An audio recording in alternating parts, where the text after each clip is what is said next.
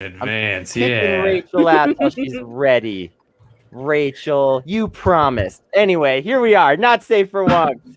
We're back again with another week. We've got amazing people here. This is super fun. A lot of people that I personally find funny, amusing, shows that I like. So that's exciting. Yeah, we're kicking it. I think we're talking about aliens. Yes. I'm already ready. I'm already ready. Let me see if I can do this. Like you posted topic goes, and someone yelled aliens, and then we never moved forward from there. Yeah, I was like, if anyone has any topic suggestions for this week, this is what we do when we're arranging the show every week. If anyone has any topic suggestions, please drop them in chat. The only one was aliens, and it was suggested by everyone repeatedly. Yeah, I don't really know much about aliens, but I will come in as, No one does. No one does. Right. And that's why you can fill 3 hours about it. That's right. Yeah. Definitely. Yeah, I'm dating a straight man, so I'm forced to watch a lot of Joe Rogan. So I'm prepared at all times to talk about aliens. Nice. I didn't know Omni was into Joe Rogan. He's not. He's into aliens and watches Joe Rogan for the aliens. Okay. I always forget that Joe Rogan's a big alien dude. Yeah. You know what I mean? He's known for that somewhat. There are people that watch Joe Rogan just for the aliens. They don't care about any of his other stances or guests. They just want to hear, what's the alien update? I'm going to Joe. I mean, did somebody say Joe Rogan? Hi, everybody. I'm back. It's only been a couple weeks. And, actually, I've been here the whole time, but somebody couldn't wait 30 extra seconds for my water cup to finish filling up. No, I couldn't. I couldn't do that. Is there strife already on this podcast? No. Hi. Not safe fighting, not clickbait. We fight every If Kennedy show. and That's I- why people come. Yeah, if Kennedy and I ever get into a real fight, well, first of all, it won't be on the air. And second of all, if we get in a fight on the air, it's drama. It's theater, I promise. That's what me and Andrew. I think that I yell at Andrew kind of like an Italian mother. Okay, well, look, Kennedy and I are both Jewish, so it should go without saying that we're yelling in play and good fun. Yeah, that's why. That is the nature of Jewish culture. Yeah, the happier everyone is, the more the volume increases. Yes. Until at a certain point, there's just an incoherent shouting that, if a random person walks in, they think, is this a domestic situation? What's happening? Yes. If you can hear each other at the dinner table, there aren't enough Jews. Jews are underrepresented. That's why everyone says to me, they're like, you're so loud, dude. I'm like, yeah, I needed to be heard as a child. Mm-hmm. So I had to get loud. I apologize. I like how Alex is just quietly doing Twitch representation stuff. He's got cat. He's got a mechanical keyboard.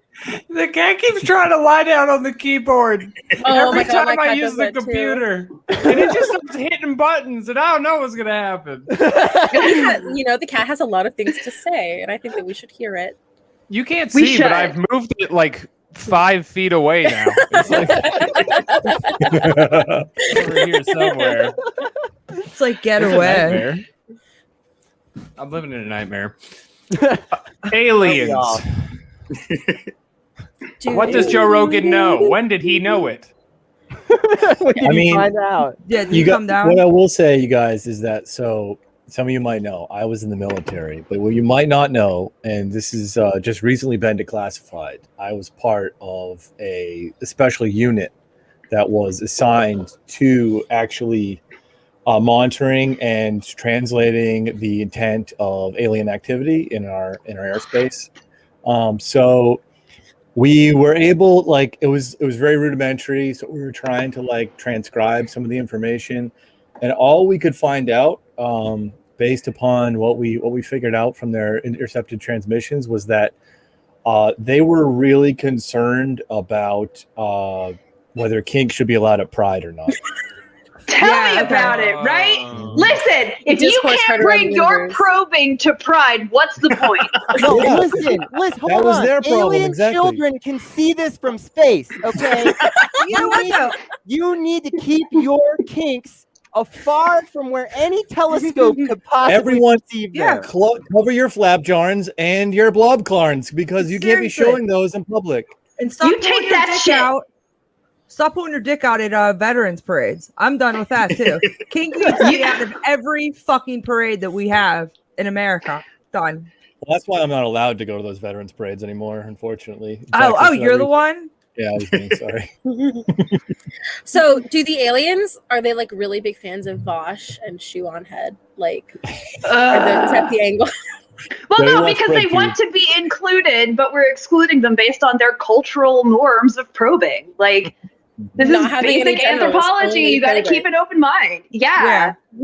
Well, I mean, okay, now, so arguably the tentacles are a sex organ, but they also use them to get around. So, like, Who doesn't use Okay. their sex this is organs to get ableism around? when you think about it. It's like my feet. seriously. I mean, come on. Yeah, I'm now I thinking of got like that. somebody walking with their dick now. You're just, Yeah, like, you're using moving your around with a boobs sex to, like, organ. Like it's a pogo stick. Yeah, it's just like one long fucking Ka-boing, pogo stick. ka-boing, ka-boing. thinking Like- about like moving around like a lizard, but like your boobs and like the legs. So you're just. I'm sorry. Honestly, that's basically what my titties are doing every time I've tried on a dress this week. So I understand. I feel There you. you go. Yeah. the big titty struggle is real. Also, keep your big titties out of pride. Take that shit to the far side of the moon where you belong. Yeah, I don't care if you have back pain. Just keep it in. If you can Oh, figure out God. if you can figure out how to hold a dick with your beer, you're allowed to take your dick out at any bar. I didn't know Wait, do you that. mean hold a dude. beer with your dick? Constitution. Or like are you because like I feel like you can hold your dick in a dick. beer pretty easy. You just put it in the cup. Like You That's do it the like- other I way was around. thinking It's of like a a bottle. balance and angles thing. I'm thinking. I'm a wonk on this angle. Is there a specific type of glass that you have to use for this challenge? yes, opaque. Well, in my case, it's more of a flute than a glass. But that's, Champagne for the refined gentleman. yeah. I keep telling Andrew. If you can get your pinky out with your dick, that's just classic. Andrew, I keep telling you about the OnlyFans thing. I keep saying to you that there is a market for that. Mhm. And I'm not Yeah. like listen, I'm team start an OnlyFans. Well, here's the thing. I have to figure out some way to pay for all of my OnlyFans subscriptions. So the only logical thing to do is to start This an is OnlyFans. This is like dealing weed so you can afford your weed habit. Like Exactly. Yeah. Somebody actually told me they're like, once you start selling, that means you're an addict. I'm like, oh shit. Damn. Whoops. whoops. It's like Yeah. an extension of the passing around of the same $20 that Yeah. we're always doing on left Twitter, except now it also includes pictures of your butthole Yeah. Yeah. Yeah. instead of exchanges. Yeah, let's It's just always And you about turn it exchange into a posts. non-fungible token that you then sell as butthole coin. I'm Yeah. so NFTs. excited for this to be in the hands of a collector someday. Wait, Yes. whole coin? Whole coin is a very good one. Oh coin. Maybe hear me out. Coin hole. Coin hole. Oh. Coin hole is good. Hmm. Nice. Just throw your coins in a hole, and then Coin they're hole gone. is accepted at every Pride event across the country. Just so you know. Yeah. Coin hole is okay, but anything else at Pride, keep it. It's, Wait, I've got- know. I've got Is it a new game coin- where you like try to do beer pong? Yeah, it's funny because It's a my one gaping friend, game. I see.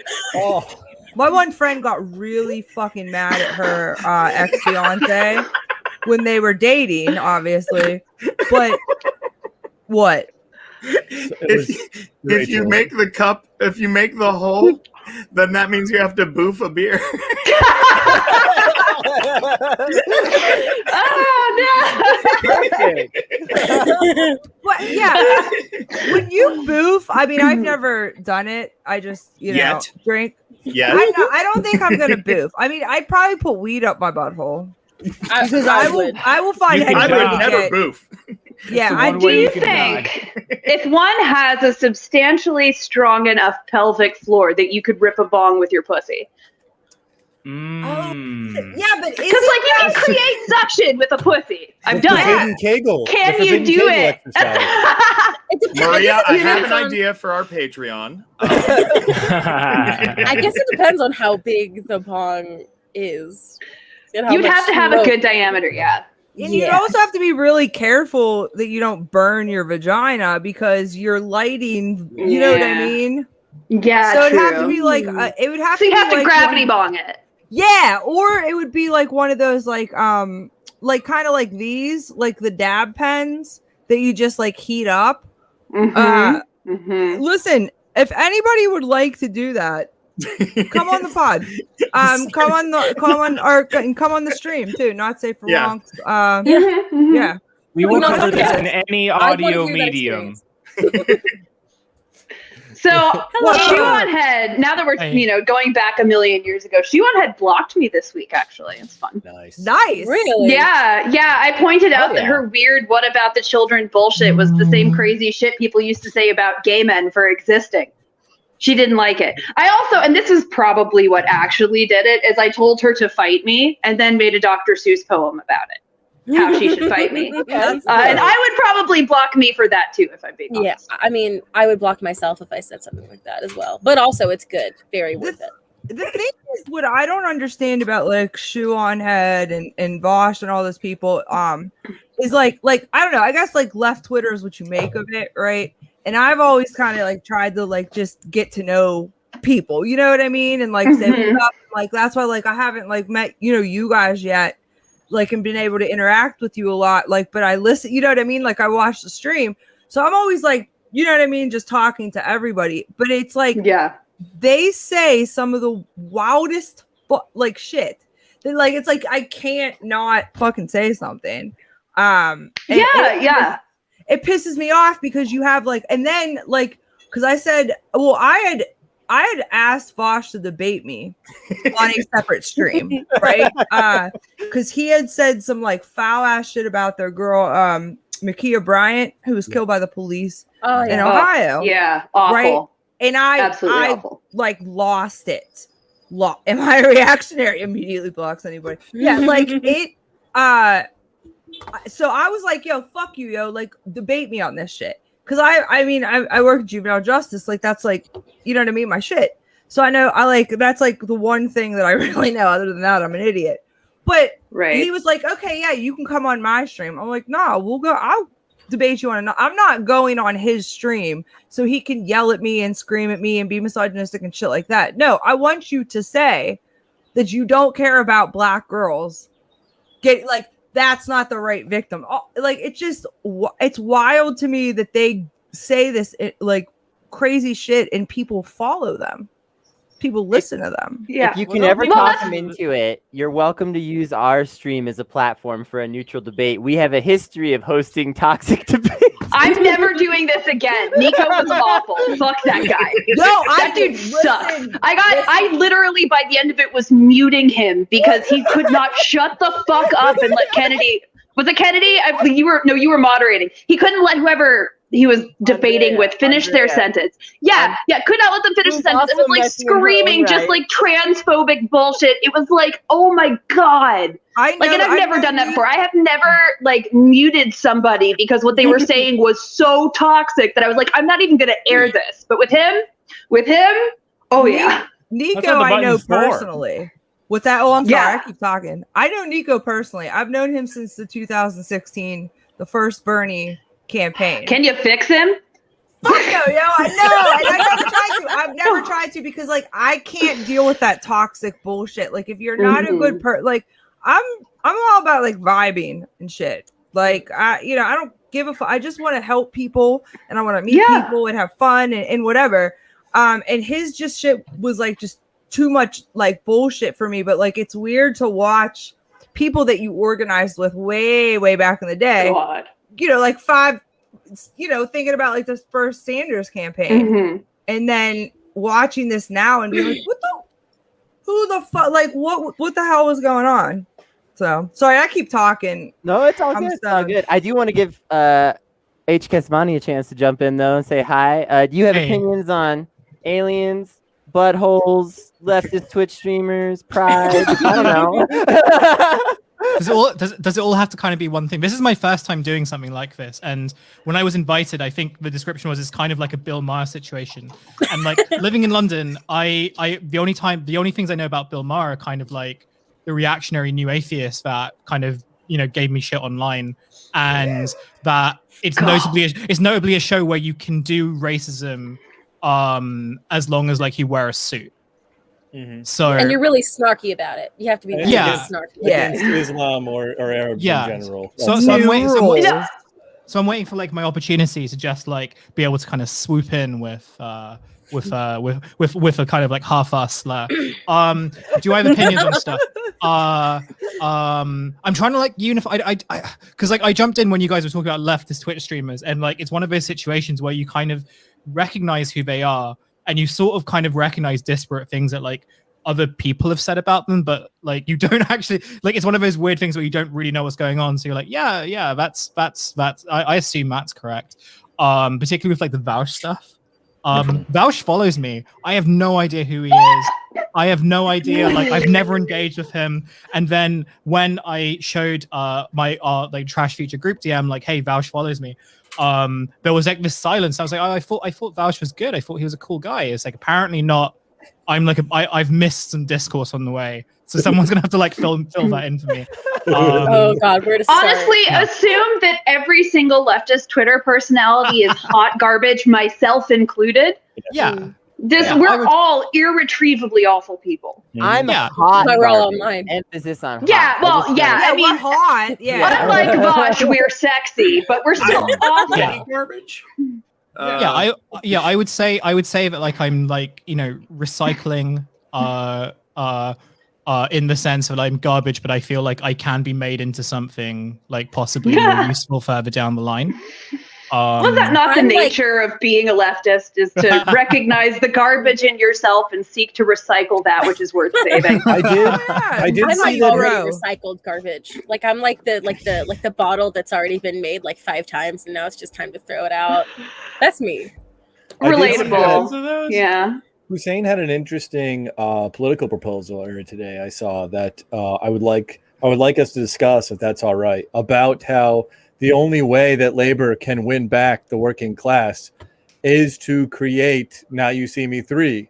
The franchise dropped off at 2. Okay. And the only way you're going to win back the working class in Britain is if you figure out how to get the 3rd one made. And I think you might be onto something. I mean, do you want me to expand on that, or like are magicians more popular there? Because here they're kind of like a scourge. I feel. Is it kind of like how drum and bass is more popular? Well, it's Harry Potter. It's Harry Potter stuff. Yeah. So there are like 3 Wait, kinds are magicians wizards? Is there? Hold on. Okay. Yeah. Let's start at the very beginning. They borrow from the same book. Okay. No, magicians are like gaslighters. So they're not wizards. It's why honestly though, the next time I'm doing abuse to my domestic partner, I am gonna just try and write it off as illusionism. Yeah. Like, no, we're not doing domestic abuse, we're doing illusion. I told the kids when I used to work at this residential facility, I told the kids that I won the state magician championships 3 years in a row when I was in high school. One, that doesn't fucking exist. And they were like, "Oh, are you serious, Miss Maria? Like, are you kidding?" I was like, "Yeah." Then I was like really good at magic. I was like, they were like, "Oh," they're like, "Can you do any magic?" I was like, "I think I can do something with cards." And then I just never brought it up again. We need to create more state opportunities for magicians. That's right. Bring back competitions. I was imagining somebody like their partner comes home and is like, "Honey, what is this huge expense on the credit card? We agreed we weren't going to do any more expenses without talking about it." And they're just like, is this your card? But it's still just a joker, to be clear. The credit card itself is gone. Where did it go? I used to be a bouncer at a bar, and I just wanted one time for somebody, because I had asked for everybody's ID. I just wanted one time for somebody to be like, "Is this your card?" Like, it's years I did this, and nobody ever fucking pulled that move. There's always like, "Oh, it's a fake," and I'm like, "No, okay." But like, come on, give me Comedy is some dead. good bits, dude. Comedy is. Can we talk about cancel culture? It's time. Back to Vosh. Yeah. But Vosh made the mistake of starting a feud with Not Safe for Wonks. Or, well, taking the wrong side in an existing feud against Not Safe for Wonks, which we summarily won. I mean, we crushed the guy. The last thing you want to do as a big account is pick a fight with a much smaller account. Yeah. It's over for you after that. You've got the time, Vosh. Bring it. I said when we start a Patreon, when Worst Week Yet starts a Patreon, the first thing we'll do is we're gonna buy trolls to hit up for Twitter, because literally when you say anything, it's like I'm like, listen, shut the fuck up. You know what I mean? I want to talk about like Lindsay Lohan coming back to acting. God, like that's the only news I care about. Yeah, is she coming back? Fuck yeah, dude! She can we get her and I can see it or not Magicians 3? That would be dope. That would be super dope. I'm thinking as a producer right now, and I'm taking elements and I'm grabbing them and I'm moving them over, and we're getting the British working class back. The synergy. Yeah, look, the British working class love nostalgia, and they love Mean Girls. Yeah, I feel like we could do something with that. And they love magicians. They love specific kinds of magicians. Like Adam Curtis. That's do right, magicians, do they have a union? I think they do. I think they actually might have a union. Wouldn't that be more of like a guild situation though? Like, yeah, I feel like now it's called the International Brotherhood of Magicians. I'm just thinking about like how a magician's union could work. Like with a wildcat strike, they just all disappear all at once. Or they pull out a flower and squirt it on, According to Wikipedia, reach into their hat for their land, like for their rent, and they just like pull out a money instead. This is they chop the manager in half in the box and don't put it back together.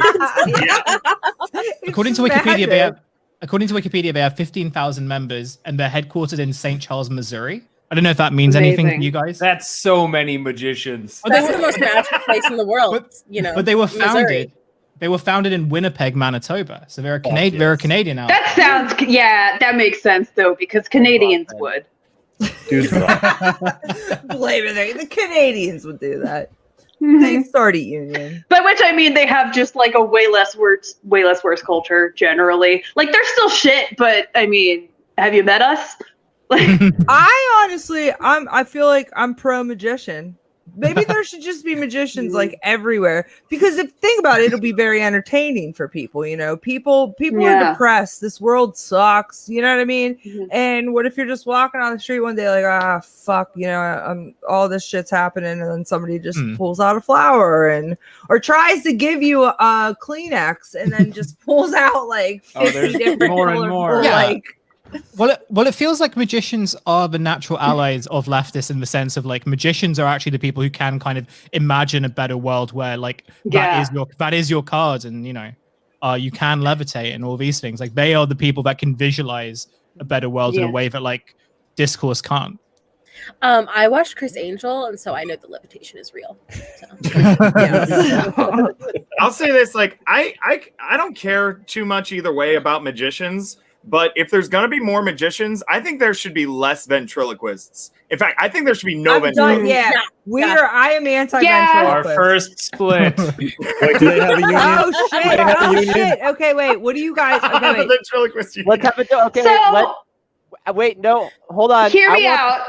I want the 4 from Alex. Alex, you have the floor for the 4. Alex just brings up a puppet with one hand to like give his take. Okay. What are ventriloquists but a subgenre of magician? People who work in the same factories, if that's what we're calling them, work with the same tools, get paid in the same coins, I'm assuming. To split them apart here is to then lose a huge majority of our leverage in the magic community and split off, opening us up to further revisionism. If after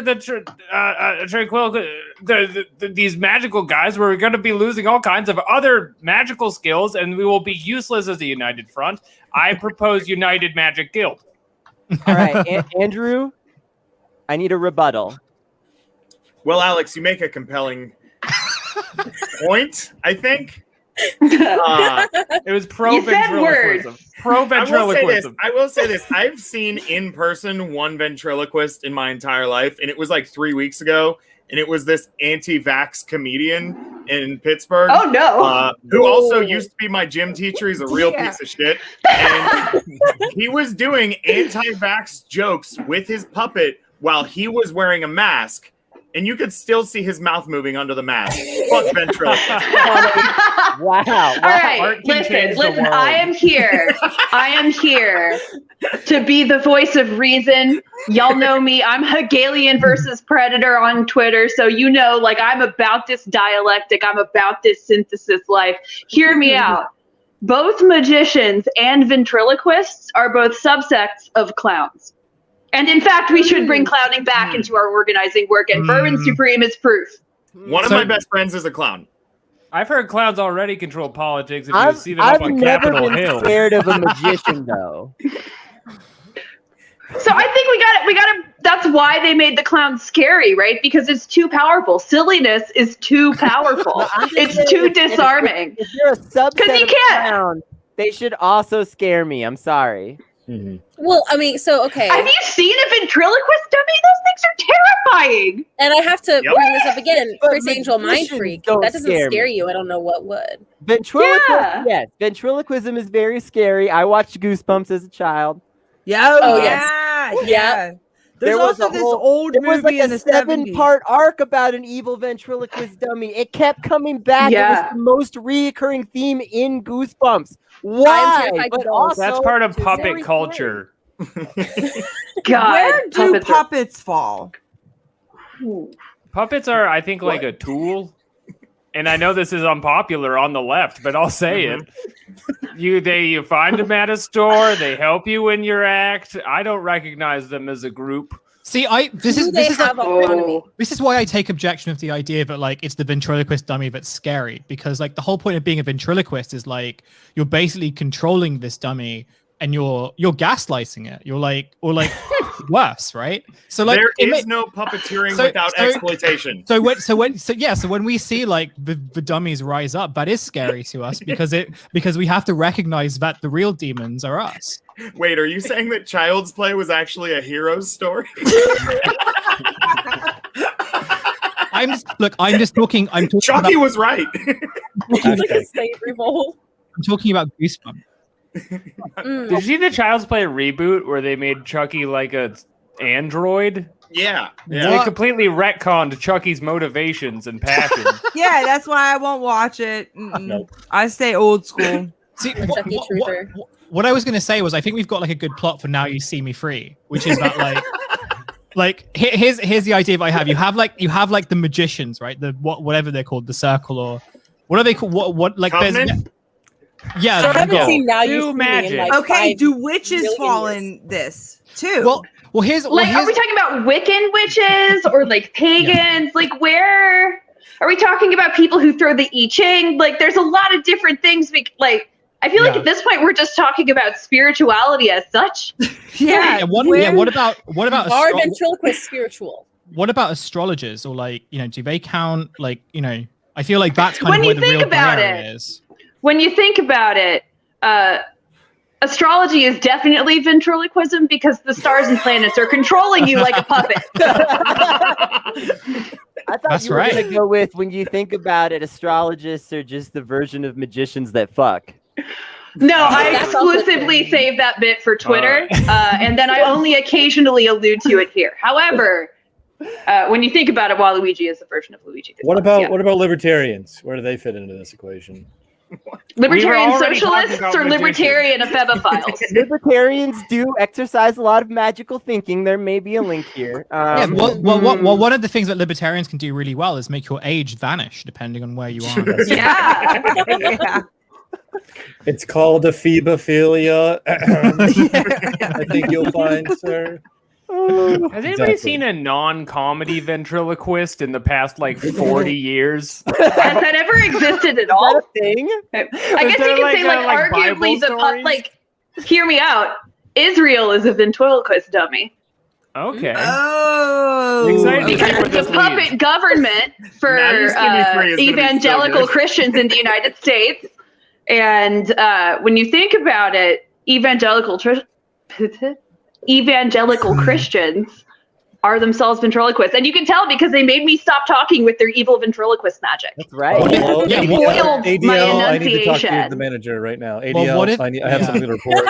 What if what if the real ventriloquist was capitalism? Anyone thought about Oh that? shit. Says a lot about society these days, etc. I think the real ventriloquist is just the friends we made along the way.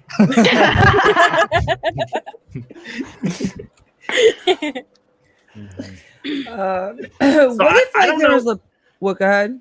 I don't know anything about how movies are made, but if it's anything like what we're doing right here, I need to move to Hollywood. Yes. This is I a think lot it's of fun. exactly we like did it. this. Honestly, why are people like Wash and Shoe famous and we're all not? We should be, all of us in this room should be absolutely famous, I've never Well, seen I Bosch mean- on a porch. right? It's never happened. I mean, who's He You know? I'm going to check on Twitter. He So can't that's go on porches. He's banned. They're too close to Not schools. so pretty without your ring light, are you, Vaughn? So I was talking about this with Kennedy earlier this week. I think it was you, Kennedy. We on the left, and especially in Not Safe for Wonks and Not Safe Media Network, which y'all are enjoying right now, patreon.com/notsafe. We need to get better at our grift. So what we got to do is we got to start with just really shitty, incoherent lib politics. And then we got to like frog in a pot our viewership back to something coherent and leftist. Because that's, I think, how Vosh and Shu did it, is they just say literally whatever will get them the most attention. And we got to do that for a while. I'm gonna go the other way. I'm gonna become the kind of toxic leftist that says stuff like, if you adopt animals, you are morally equivalent to Henry Kissinger, and use that as a way to get the clout. parents are Hitler. If you've ever eaten meat, you might as well have voted for Donald Trump and dropped, nukes on Japan yourself. If you masturbated under the age of 18, you are a pedophile. If you've ever That's masturbated correct. I think that's a thinking correct about opinion. someone without explicitly asking for their consent immediately beforehand. Mhm. I think I need to call my lawyer. Jesus Christ.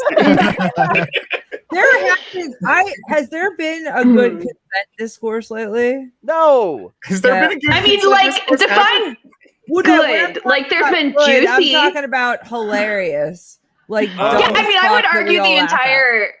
Yeah, the DSA. I'm reflexively saying DSA because I'm thinking of shitty politics. No, the good consent discourse has been around Pride and whether kink should be at Pride. yeah, okay, It's amazing. Yeah, that's true. Yeah, Sorry, yeah. I'm high. Because it's not like somebody's like, okay. Yeah. 100% of kink exclusionary pride discourse is by people who are either children or emotionally childish, who have never actually met a queer person and don't know anything about queer history. That being said, the argument itself is pretty fucking entertaining because it does lead to a lot of really hilarious conversations about where it is acceptable to like be walked as a pup. And 100% of the time, furries and leather culture are hilarious. I love them. I think they should exist. I want them everywhere because they're weird as shit and I'm into that. But that aspect of it, I think, is good shit, right? Okay. If you I take think that Lesbian part agenda out, should you're be in going to every lose. Like, imagine like somebody's like going to their dentist and they're wearing a pup mask and the dentist is like, do I take it off or? Which one of these fake teeth do you want inspected? Okay, It is not acceptable to go to the dentist in full leathers. Can I put a thought in everyone's mind? Sure. Can I mean, you're already the thought in my If you heart. wanted to prevent people from pursuing a furry lifestyle, it would actually be better to allow kink at Pride because abstinence-only education makes people have more sex, not less. Whereas a more accurate sex education makes people have less sex more responsibly. I think if little kids see people walking around on all fours at the kink parade, at the pride parade, in the kink part of the pride parade, they're just gonna think, I'm even less curious about that now. Wow. Right. You know what, though? But I mean, like, I feel like I've been missing this kink pride parade. Like every pride parade that I've, been to, and I haven't gone to one in like, I don't know, like years, like, cause it's corporations, you know what I mean? Yeah. Like these corporations are, so it's not even, you know what I mean? Pride at this point. No, that's the thing about this discourse that's such yeah. bullshit is that my entire lifetime, Pride has been like a corporate thing that has been getting more and more friendly to families and blah, blah. But yet every single year we have this same discourse. And it's like, what do you actually want gone? Maybe this is just my weird perspective as like a person whose parents were super queer friendly. I was going to Pride in Atlanta in like the 90s. Yeah. And cod pieces abound, my friends. And to be fair, I am a raging awful pervert. So like perhaps this did influence me. But I think it's like actually a good thing to demystify it nonetheless. And I do actually think that there has been a significant decrease in the amount of like visible kink at Pride. Yeah. I'm thinking about like I watched this video of the 2019 Pride March that they did on Good Day Atlanta or whatever in Atlanta. And the entire time they kept talking about how much safer it is now and how much more family friendly it is now. And like all of this like really obviously coded shit for like, oh yeah, gay people are scary. It's so good y'all fucking assimilated or else we would have to look at you.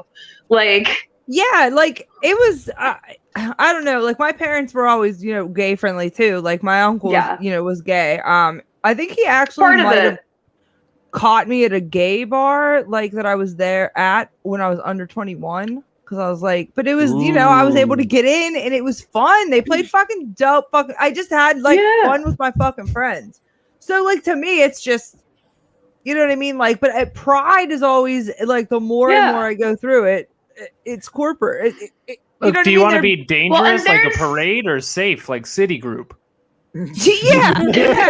I would love to go to the kink pride though. Tell me where the fuck that's at. Like like a lot of the best Pride stuff happens after hours. You know what I mean? Like you got to go to the right bar. And that's where shit gets crazy. DM situation, like you got to get invited to the kink parade. I mean, it probably helps if you know where like queer people are in your circle. Like if you have queer friends, they can tell you where the queer bars are. Like. Andrew, what was your idea? We should have a pride parade for straight people. Thank you, Andrew. No. I gotta like a decoy. We're gonna have an envy parade for straight people. Yes. Oh, okay. I think straight people deserve a wrath parade. And we'll give them. Here's what we're gonna do. It's for the envy parade. We're still gonna let them do rainbows, but we're gonna just desaturate them a little bit. Didn't Milo Yiannopoulos like try to do the straight pride parade and like 50 guys?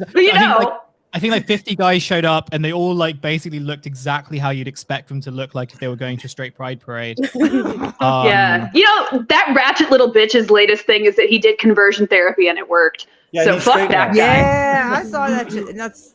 Have you seen pictures of him post conversion? Oh, he looks miserable. He's greasy. To be fair, he does look like a straight guy. He looks like Justin Bieber when he went through his like greasy period. Like, oh damn, he got like that. I think that like therapists that do conversion therapy, dude, I think that one should be unlicensed. You know what I mean? They should not have licensures. They should be arrested. That's some wild ass shit. I mean, it's literally genocidal. Like it exists to re-educate us against who we actually are as people, and that's genocide. Like that's the purpose. Is they want to eradicate. Yeah. Let's invite them to different gender reveals. I do want to say though, to be fair, and yes, let's start doing like neo-gender reveals for our, conversion therapy celebrations. I did want to say though, to be fair, Milo Yiannopoulos does look like shit, but it is in a very cishet way. So maybe it worked. He did. Yeah, maybe it did work. Maybe the reason he looks like a miserable straight dude is because he is now. What's the angle? He was. Sorry, go ahead. if you can get anyone to start building a ship in a bottle, I think technically they are straight now, and maybe that's the linchpin of this. Yeah, there it is. I mean, honestly, no, I kind of sincerely, he looks like shit. I'm pretty sure it's the depression and self-loathing and conversion therapy is bad. However, if it worked for anybody, I guess it was him. Yeah. Well, think about it. Like, Milo's a big reactionary guy, right? And like, what's the most rebellious thing you can be in 2021? A straight white man. That's true. Oh, damn. The most samurai. persecuted group. Gamers. Yeah. Like the cross on his back is just too heavy for one man to bear. And that's why he needs a husband. It's this giant PlayStation controller that I have it. I have to carry the PlayStation controller and the Xbox controller and my entire gaming PC on my back. It's the weight of the world, y'all. Yeah. I am basically the most oppressed person on the planet. Press X to die for our sins. Yeah. Damn. Putting genitals I don't enjoy in my mouth to own the libs, baby. Hey, wait, what? I don't know.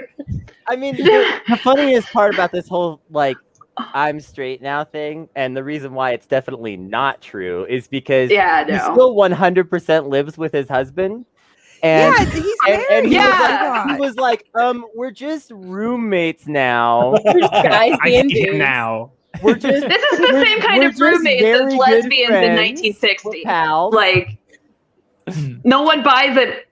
Nobody believes you. This Roommates, is a Laverne like- and Shirley situation. Well, Yeah, well, I think- there's I think- Sherlock and Watson, Batman, Robin, roommates. I think in a lot of ways this sort of relates. When you think about Yeah. it, technically Batman's an ephebophile. You're right. Oh, Yeah, I didn't even think of that. Batman's gonna have to be canceled now. Shit. Oh, also, I Yeah, it's uncovered that, this and other not the day. capitalism Wait, and the beating up wait, poor wait, people part. hold on. Hussein, you had a take. I had more of a thought than a take, which was like this kind of relates to the whole like the backlash against Pride, which kind of happens recently. I think like what Milo's noticed is that when I've seen like people kind of like critiquing, not critiquing isn't the right word, but basically like pissing themselves over the whole like notion of kink on Pride and all that stuff. If you look at their profiles, like so many of them like basically LARP as kind of reactionary Catholics. They're basically just like former Trump guys who kind of got disillusioned in 2018 and then decided that like now they kind of want to do the whole like traditional values Catholicism thing as like a subculture. And I think that's what Milo kind of noticed, that like all the kind of like gamers that he had courted back in 2016, 17 or whatever were all like fucking idiots, or they were actually going towards that reactionary direction. So like him doing the whole like deconversion therapy and stuff like that, I think he's trying to kind of like do the same thing that he did in like 2016, but now with like a new set of supposedly like red pilled guys who again are just really angry because like no one wants to fuck them. Right, season 2. Milo, season 2. But it's like but the thing is, it's like it's not working because like he's just an old guy now.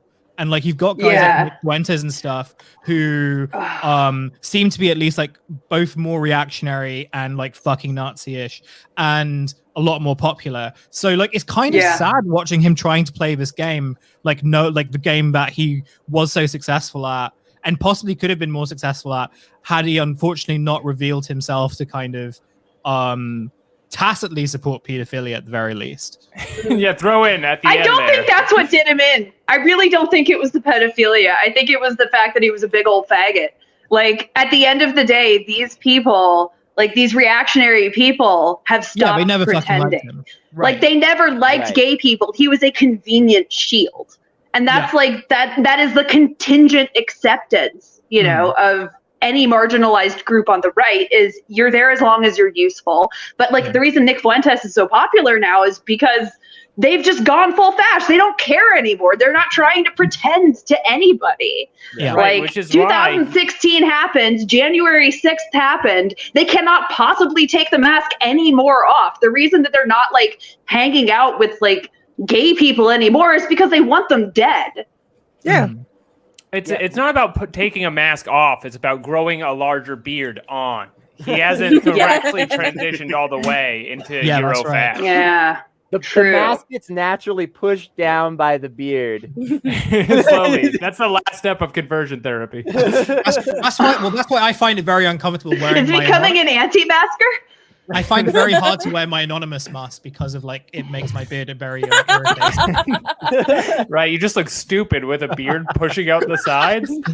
You're like, Hussein, is that you? You have to like comb your hair back. Yeah, that's right. From the mask. Yeah, we know it's you. Just get out of my Wait a store, minute. etc. This isn't the gunpowder treason and plot. I think it's actually worth noting that, like, Milo Yiannopoulos' views aren't even really, like, the things that he used to say aren't even really extreme enough anymore, right? Like, No. Marjorie Taylor Greene is in Congress and is way crazier than he ever was. Oh yeah, Georgia, yeah. represent. What's up, y'all? Yeah, she is out of her. I mean, listen. Once I take my licensure, I can legally diagnose people. She's out of her fucking mind. I don't even know what to. Yeah. You could looking at DSM all motherfucking day. You can't. It's the bad CrossFit that she does. She must have whacked her head. Yeah, she's got a traumatic brain injury. Something happened. She has no frontal lobe. She is in. Yeah. If you're doing I have grown up cleans the wrong around. way. Yeah, and you hit yourself right in the forehead with the bar. Mm-hmm. So, like, I've grown up around these women, and when people say that, like, being a white woman is a mental illness, Marjorie Taylor Greene is what I think of immediately. Like, it is really, it is a pathos that is created by having been perfectly pampered and perfectly supported in all things your entire life. And, she lives in a part of the state that is fairly wealthy, extremely white. It is an area where I'm thinking of like my partner's school when he was in like elementary school, I think. They did like a graduation ceremony at the end of the year where they would walk all the kids around the building and call it the Trail of Tears. Like, this is the kind of environment this woman grew up in and lives in and is embodying, and it is a very specific strain of just being completely detached from reality because you have never at any point been exposed, even in the abstract, to a person who is different from you. They live in a perfectly enclosed enclave. It's amazing.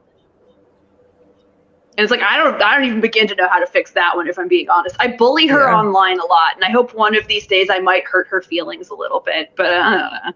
I think I can fix her. I think I can fix her, you guys. Yeah. I think if you work, Listen, she is available.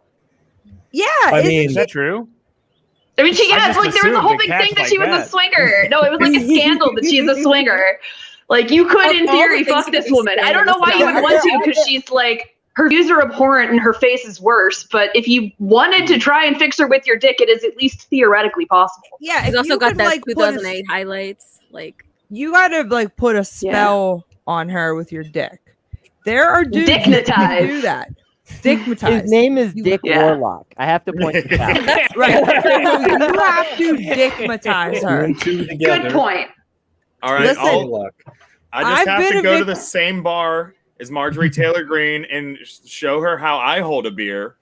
And So the good news, bad news situation on the bar you're going to find her in. The bad news is it is going to be tiki themed. The good news is the buckets are super cheap. It's going to be like $20 for like a half gallon of liquor. Ah, that's Perfect. see. I love Perfect. those type of places. So, like, yeah, you can get drunk enough for it to seem like a good idea for a reasonable price. if you knew anything about my dating history, you would not think it was that unreasonable of an idea for me. At this No, point. yeah.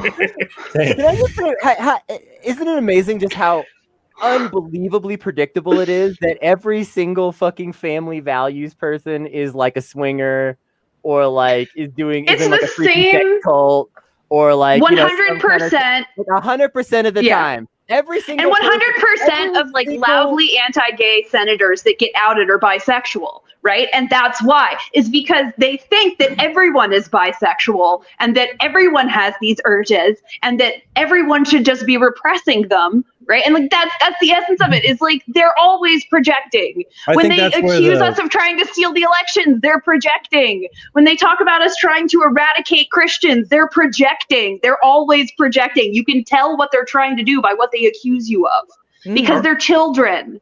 All right, I just want to say, because like I feel like we're waiting dangerously close while we're on the topic of politicians right now who are very problematic. Just so you know, if we do talk about Matt Gaetz, Maria and I are currently in the process of adopting Nestor as a podcast. Yeah. So we cannot talk about Nestor. Like it's Okay. You know, it's a complicated process. We don't. I don't mean think anything. any of us have a problem with Nestor. Okay. Okay. Yeah, good. I mean, but vaguely you know what, refer- Andrew? Let's What's that? just be straight. You and Dean have not helped me at all. No one. Seriously, we adopted the three of us together. It was supposed to be 3 men and a baby. Well, you know, two men and a woman and a baby. And this kid's eating me out of fucking house and home. I'm just saying.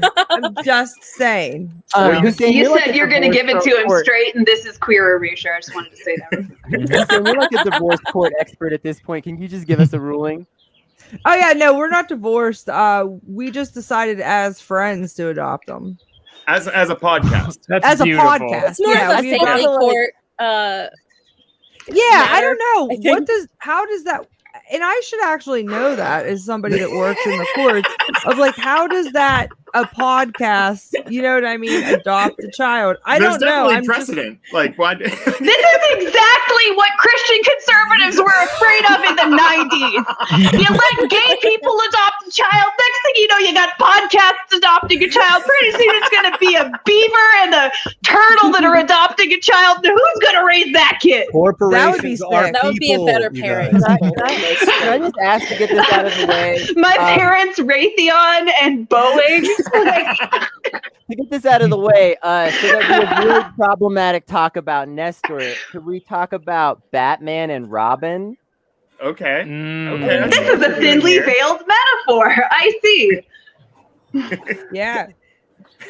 I mean, yeah, is it weird for a rich dude to buy a child? Yeah. This He is doesn't what buy libertarians Robin, are does fighting he? for. Also, I now want to Robin know, what was is- the first podcast to adopt a child? You said there was precedent, right? We're setting precedent. Or you're setting it. Oh, okay. Yeah. I was like, what did Joe Rogan experience? Well, actually, they don't talk about this a lot, but the Pod Save America Johns did adopt a child, and they did also name him John. That happened back in 2013. Yeah, Around then, guess I what? just assumed they were. We've They also had. returned that child. Yeah. That's It was an people don't adoption talk about that. decision. People don't talk about that either. You know, and so- this is what happens when you give somebody a child as an Easter present. Yeah. You can't just do that. Yeah, your Like, children yeah. will get like too used to being hand fed, and you can't put them out into the wild. Yeah, like And then the shelter, they're all returned after? That's not okay. No. I do know the first podcast that fathered a child was probably Come Town, right? Wait, did they One have would a... infer. Yeah, I'm I just don't going know, by I don't names. listen. I Which don't- one of I their don't know- dads was the dad? All of I don't them. know anything about Come Town. I just I like the word "come," and I just gonna weasel it in any way I can. Well, as Rachel alluded to, it had is a a podcast kid. about being It was, gay. With yeah, your it was, dad. it was a composite. It was a composite God damn it. donation. I have a All right, weakness are we for handing out- portmanteaus. Like Are a, we handing out trophies? Because I think Hussein just earned his. right there. Is the trophy fucking just rough. dick shaped? I mean, yeah. the trophy is shaped like a full erection, and then the placard just says "Dudes Rock." It's just like a live size, like a not life size, but like a tiny replication of like the dick on the cover of the Little Mermaid movie. Yeah, The little yeah. like dick with Oh, yeah. spires and like a spiral staircase. Beautiful. see, when I think of the Whole new Come meaning Town of finding a baby, dick. That's just a bad dragon. They just predict what it is they Nostradamus like predicted the bad dragon.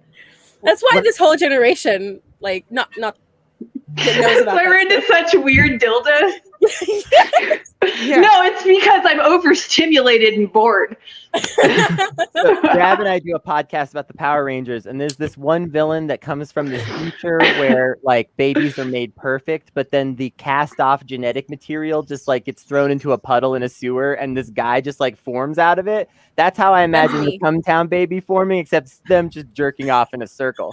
Also, the Cumtown He podcast. forms as a fully formed adult, which I feel is also appropriate for a Cumtown baby.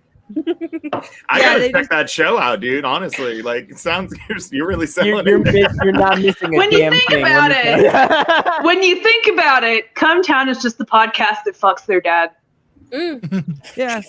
I just like thinking about like the Cumtown baby would be like the face of Adam and the humor of Nick and the laugh of Stav. The Just body like of the Stav. baby man laugh and the body of Stav. Yes. Yes. Everybody wants to know how their baby's going to turn out, which of the three fathers traits it will have. Just like using a turkey baster, just like letting nature take its course. Yeah. I did get that from Glee, by the way. I'm like, who's the mother? They're using the turkey baster, but they're doing it like beer pong style. So whichever one of them gets it in is the father. And then you boof the cum. Alex Ptak has got to get out of here to record the wonderful podcast, Pod Damn America. Alex. Hell yeah. Tell thank you so Jake much we for say joining us hi. for the first hour of this. What's going on in your world? Where do people go to like get involved with your best shit or whatever? Yeah, sorry everybody. I have to leave to go have the same conversation with 3 other people. But you can listen to my politics podcast, Pod Damn America, which is a juicy goss shit show like this. You might enjoy Ballin' Out Super, which is the show where we invite comedians to watch anime and then make them do it. Or I have a radio show called Theater of Delights where I make little scripts and do all the voices like an insane person. And those are all available for free online. So check those out. And thank you for having me. Yeah, thank you. Please come back. And come on, gay space communism. We need everyone.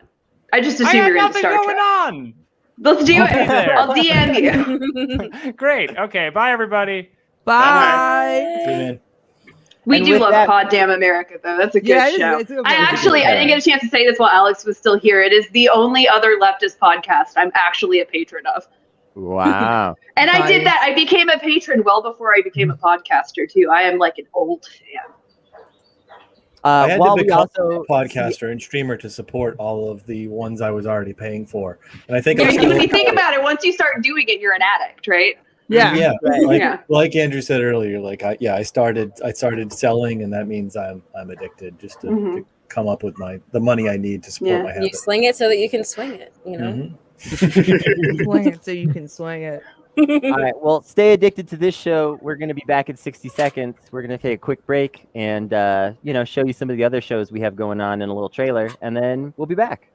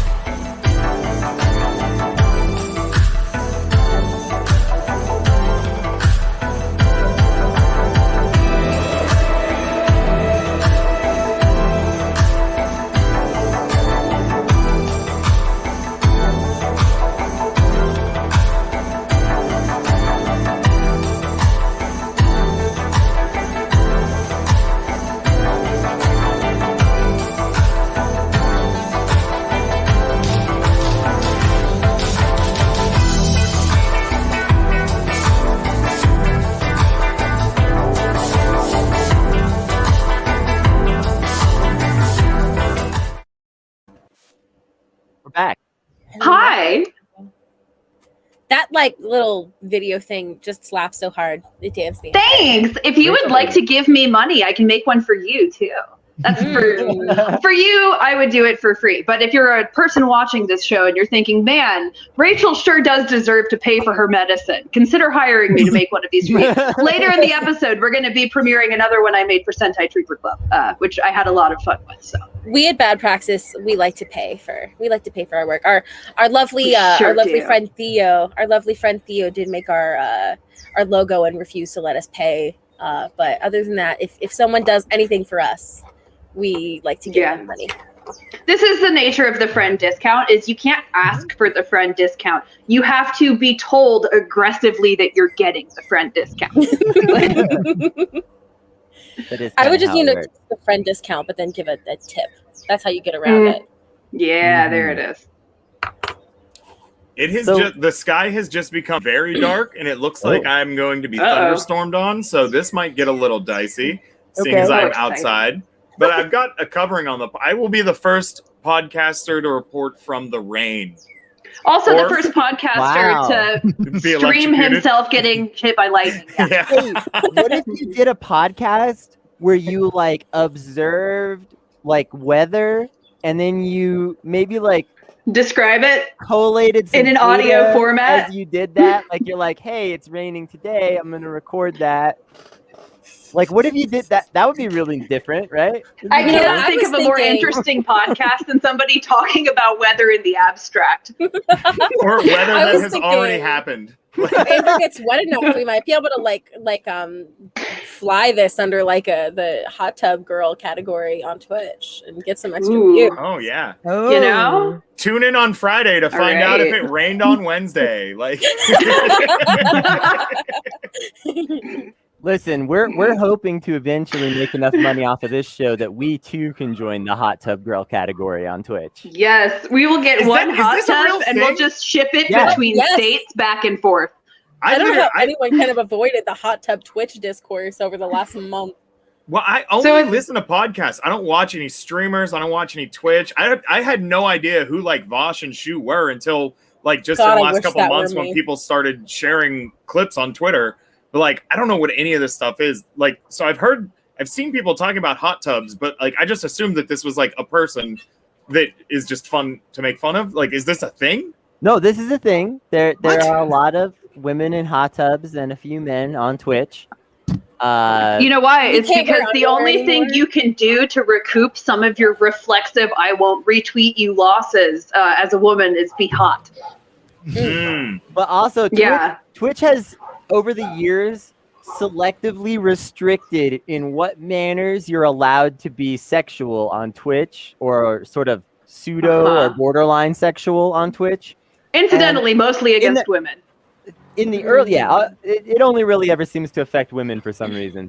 Male streamers seem to get away with most anything. Although there was one guy that got banned for accidentally having audio sex on his stream when he thought it was off. Why not just stop streaming for a minute? You he thought it have was to off, but he literally thought- fuck on air to get kicked off he as thought a it was dude. like Think off, about that. off, and it wasn't Like- on camera. But then people like heard like down the hall, it's like him and his girlfriend obviously fucking, and he got banned for that. But That's what you have to do as a man. usually ex-women, and it's gotten so in the early days of Twitch, you used to literally be able to do like a stripper show on Twitch as long as you kept it like a little bit, like, you know, you didn't bare all necessarily, right? But like you Like could, burlesque. yeah, Mhm. like you could do like. I think I have to cut out And for a there was minute. It is literally starting to women who rain. pole dance and stuff on Twitch is why I mentioned that. Like that was like pretty common in the early days, and then they've Yeah. increasingly restricted it. So now the only way that you can be hot on Twitch and bare your body is to be in a pool or a hot tub. Okay, I'm Um, gonna cut out for a minute because I need to go inside. It is starting to rain, and I'm not wearing a shirt. But I'll be back. Okay. All right. Okay. So if you're in a pool or a hot tub, you can be in a bathing suit. And so that is the Huh. loophole that people have gone with. And so now there is a specific category on Twitch for hot tub streams because it is a lot of people. Because Because people people cried will about, porn anything. and They people will cry find a way about, to porn it. Sorry, like go ahead. I'm so upset that me as a Fortnite streamer, I'm losing views to a girl that's sitting on her bed in underwear. Me personally. Like yeah, if someone's watching like a hot girl berate them on Twitch, they're not gonna like switch it up and go watch your like Pokemon card like unboxing stream. I'm sorry, it's not happening. But that is the nature of it, right? Like I know I was being snarky when I said the only way to make up for being a girl is to be hot, but like that is the nature of sexism in this industry. Like we have to decide and at all times sort of walk this weird line where we're supposed to be sexy but not notice. Like, we have to be good looking, but we have to do it in a way that makes it seem like we aren't aware we're good looking. It's fucking weird. You know, the great philosophers One Direction did say that you don't know you're beautiful, and that's what makes you beautiful. So Whoa. Yeah. That is kind of a gaslighty song, right? yeah, I don't care. I still stand. I'm at the point where like 15-year-old me was into it. Go ahead. Oh yeah. I'm at the point where I'm like, I'll be 38 in September, and I'm just like, you know what? I felt like shit for like, I like low self-esteem like growing up and stuff. So now I'm just like, you know what? I am hot.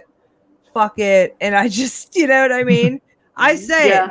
But I think you're right to, you know, with Twitch, like it's like, so you have to sit in a tub to get people to listen. Now, are these like girls just like talking? Like, what are they talking about?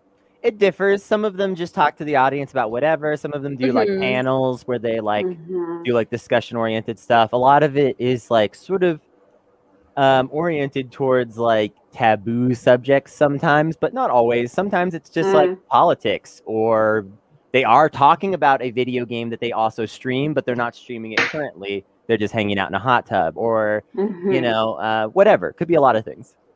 I mean, obviously, I'm very pro thoughtaganda. Yeah. Like, yes, I do believe in using hotness to get people to pay attention to something that matters. You know, absolutely. Hot girls in hot tubs on Twitch spreading good politics. Y'all are the real heroes. Yeah, heroes don't wear capes; they wear bikinis. Yeah, and they sit in floaties in their bedrooms.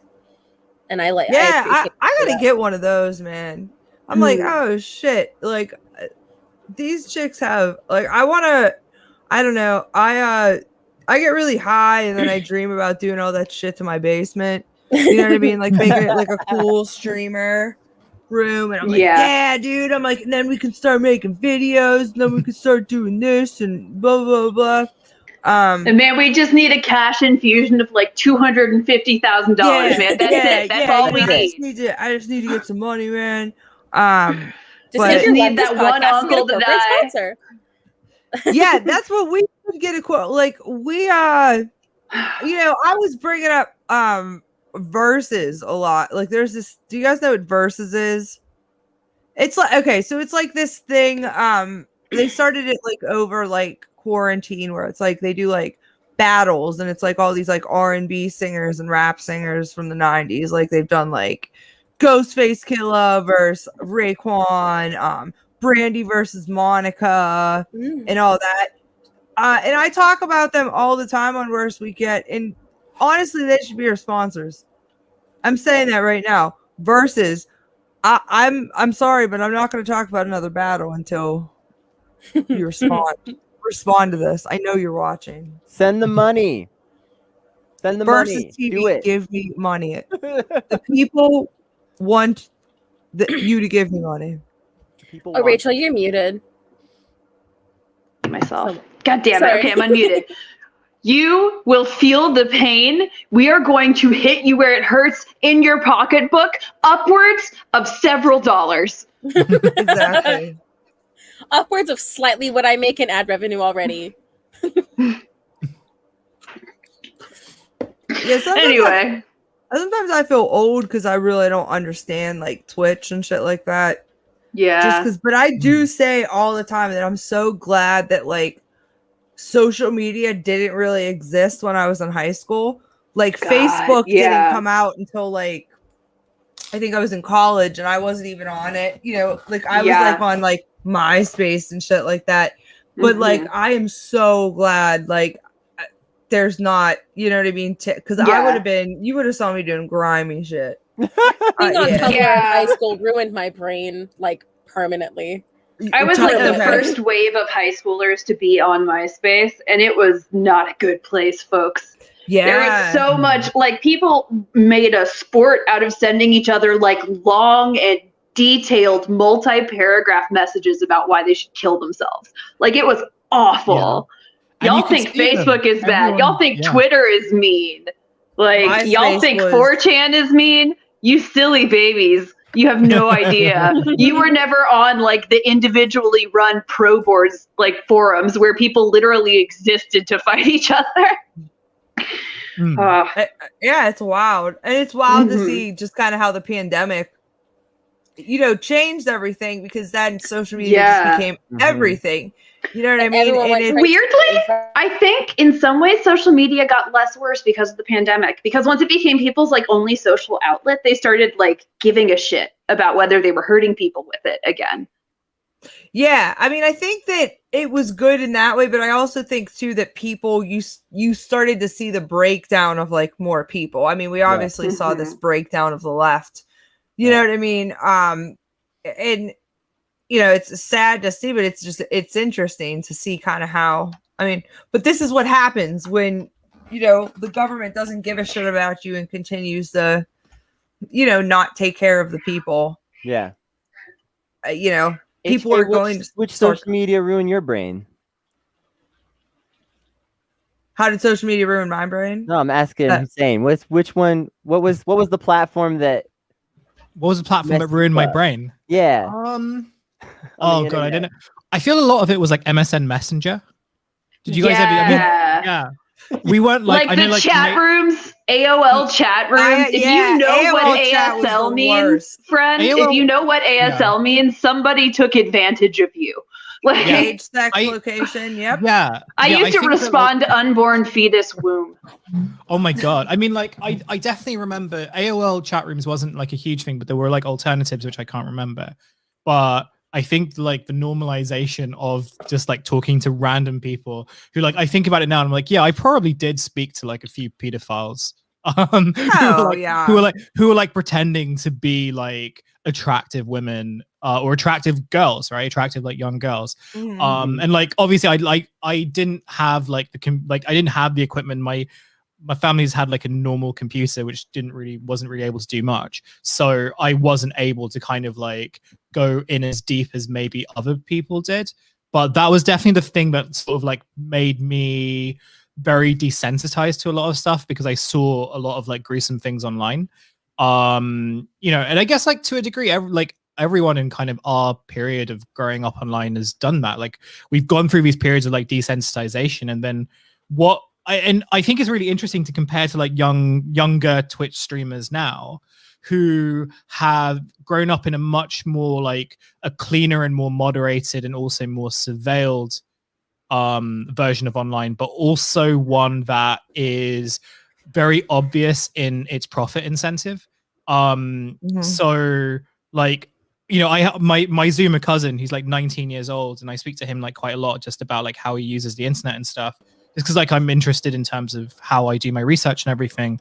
And it's like quite interesting just like how cynical his approach is, but also one where he kind of knows that like what he does online is really, it's not kind of a form of socialization. It's not really a way of like making real friends in the way that I guess for many of us we did. It's very much like I'm here to make money and I'm here to make very specific kinds of relationships that exist in like particular spaces. So I think they approach it with a bit more care, but also with like this kind of broader knowledge of like how dark the system is in a way that maybe a lot of us were naive to when we were younger.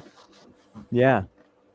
It's interesting too, because I feel like there's a weirdness of like, in some ways, the internet is more moderated and controlled and surveilled. But then on the other hand, like in other ways, like fucked up shit is more accessible than ever, it seems like. Like in terms of like, it used to be something that you used to sort of have to like pass it around. Like you would get a file or something, Yeah. Someone would be like, watch this video, it's fucked up, and you'd have to actually download it for like 3 hours. And then you finally watch this like 30 seconds of some guy getting his head cut off or whatever, and you're like, oh. Yeah. That was awful. And now you're just scrolling on Twitter and it plays automatically. Yeah, now there's like, you can just go to like the Watch People Die subreddit and just scroll that all day. But I think it's also that kind of fucks people up too in a lot of ways, for sure. But it's also like the incentives of like adding to discourse around the video, right? So it's kind of like when you watch like the Iraq beheading video, which I'm sure everyone kind of did, as like a collective experience, you sort of talk about it with your friends and like, you know, it maybe like it was traumatizing for some people, maybe for others it's kind of like this gruesome thing that like you watch and you don't really kind of like have to know the context of it. It kind of just exists as its own like piece of digital phenomena, which like, you know, takes place in very kind of a much smaller spheres. Whereas like when you're watching gruesome videos now, which often like they're often not as gruesome as the like beheading video, but they're kind of like in real life bombings and, you know, stuff like the kind of like stuff going on in Gaza right now is a good example of that. What I find is that like when you're watching on Twitter, like when you're watching it, there's also this kind of like algorithmically designed compulsion that you have to comment on it, or you have to like add to the discourse, like, or you have to sort of like make some kind of statement. So your like emotional affect becomes a lot more obvious. So I think the way in which we're like consuming this material, even if like it's not as like aesthetically horrific, it can be like even more traumatizing because the way that we approach it and the way that we're kind of forced to approach it is both designed to be very alienating, but also one which again, like it's also one where like any opinion you make is going to be surveilled and like you're going to get shit on, like shout on no matter what. Well, and it's not just a feeling that you have to comment, especially as you develop like a platform. Like people will ask me sometimes, like, why didn't you speak on this issue? And I'm like, I don't know. Yeah, exactly. I'm just an idiot online. Like I'm not actually like a fucking. What do you? Well, it gets to the point. I mean, it's to the point where so much shit happens, right? When do you speak? You know what I mean? And it's like then you start to almost feel bad when like you miss shit. Like I know, like I'm guilty myself, or like I'll say to myself, dude, do not do anything concerning social work, juvenile justice, whatever. But then, like, I'll find a story and it was like, fuck, that happened 3 days ago. And then I'll feel guilty. You know what I mean? But, like, you can't. You have to understand that, like, there's so much shit that happens nowadays. So what do you talk about? You know, like, what do you address? And you know, but it's like, when do you step back? You know what I mean? I mean, but it's just, I also think, too, like, I know, like, in this sense with me, when it comes to, what you can see on social media, like the police shootings, this domestic terrorism that's happening in Black communities, that kills me. Like that, seeing that over and over and over and over again, it is just so. I can't imagine what it's doing to the family or Black people in general. You know what I mean? Like, it's so traumatizing. A thing that I think is really important, and I popped in to say this and then I'm going to disappear again because I realized I need to eat some food because my brain's melting. But I think to think of it as like moral imperative or as even really a thing we're doing intentionally is maybe to misunderstand the nature of social media, because social media is drugs. What it is, it is a Skinner box where you get the dopamine hit every time somebody likes the thing you post, right? You get that tiny little moment of validation and you're chasing the high. And I'm thinking about, like, I just went turbo viral and I got, like, at last I checked me, like 90,000 likes on this one shitty tweet. And thankfully at this point, I understand this and I feel nothing, right? But like, there are people who spend the rest of their social media careers desperately trying to chase that one moment they felt like they had some power and they mattered. And that's what it is. And in the same way, people continue to do drugs well after the pleasure of the drug wears off. It's not really about whether it feels good. It's about whether your nucleus accumbens is activated by engaging with it, and it always is. Like, to think of social media as a strictly social environment is to misunderstand the nature of the machine that is social media, I think. And I'm going to go eat some food, but I'll be back. All right. I was like a larger, like 2013 social media, I'm not social media, but like social justice warrior, like Tumblr account.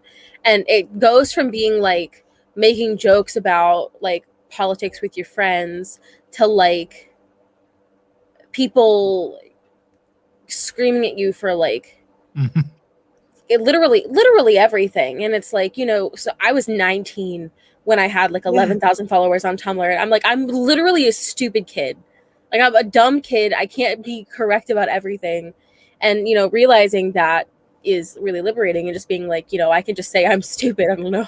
I'm sorry. I have to learn. But like, you know, it goes from having opinions about stuff to like making content about like opinions that people should have about the stuff, and like just saying the right thing and always being afraid that you're not saying the right thing. and it's not good for politics. It's not good for people's personal politics. It makes them feel resentful if they don't have the real basis in those politics. Right. And I think that's what's missing sometimes from social media, that authenticity from people. That people like just, you know what I mean? There's that's our producer Gravy. Yeah, this is He's the producer of Worst Week Yet. She's a champ. She does the Please job. let her know I really appreciate the work that she does. Yeah. Really Yes. like. She If she wasn't pulling the show together, I don't know.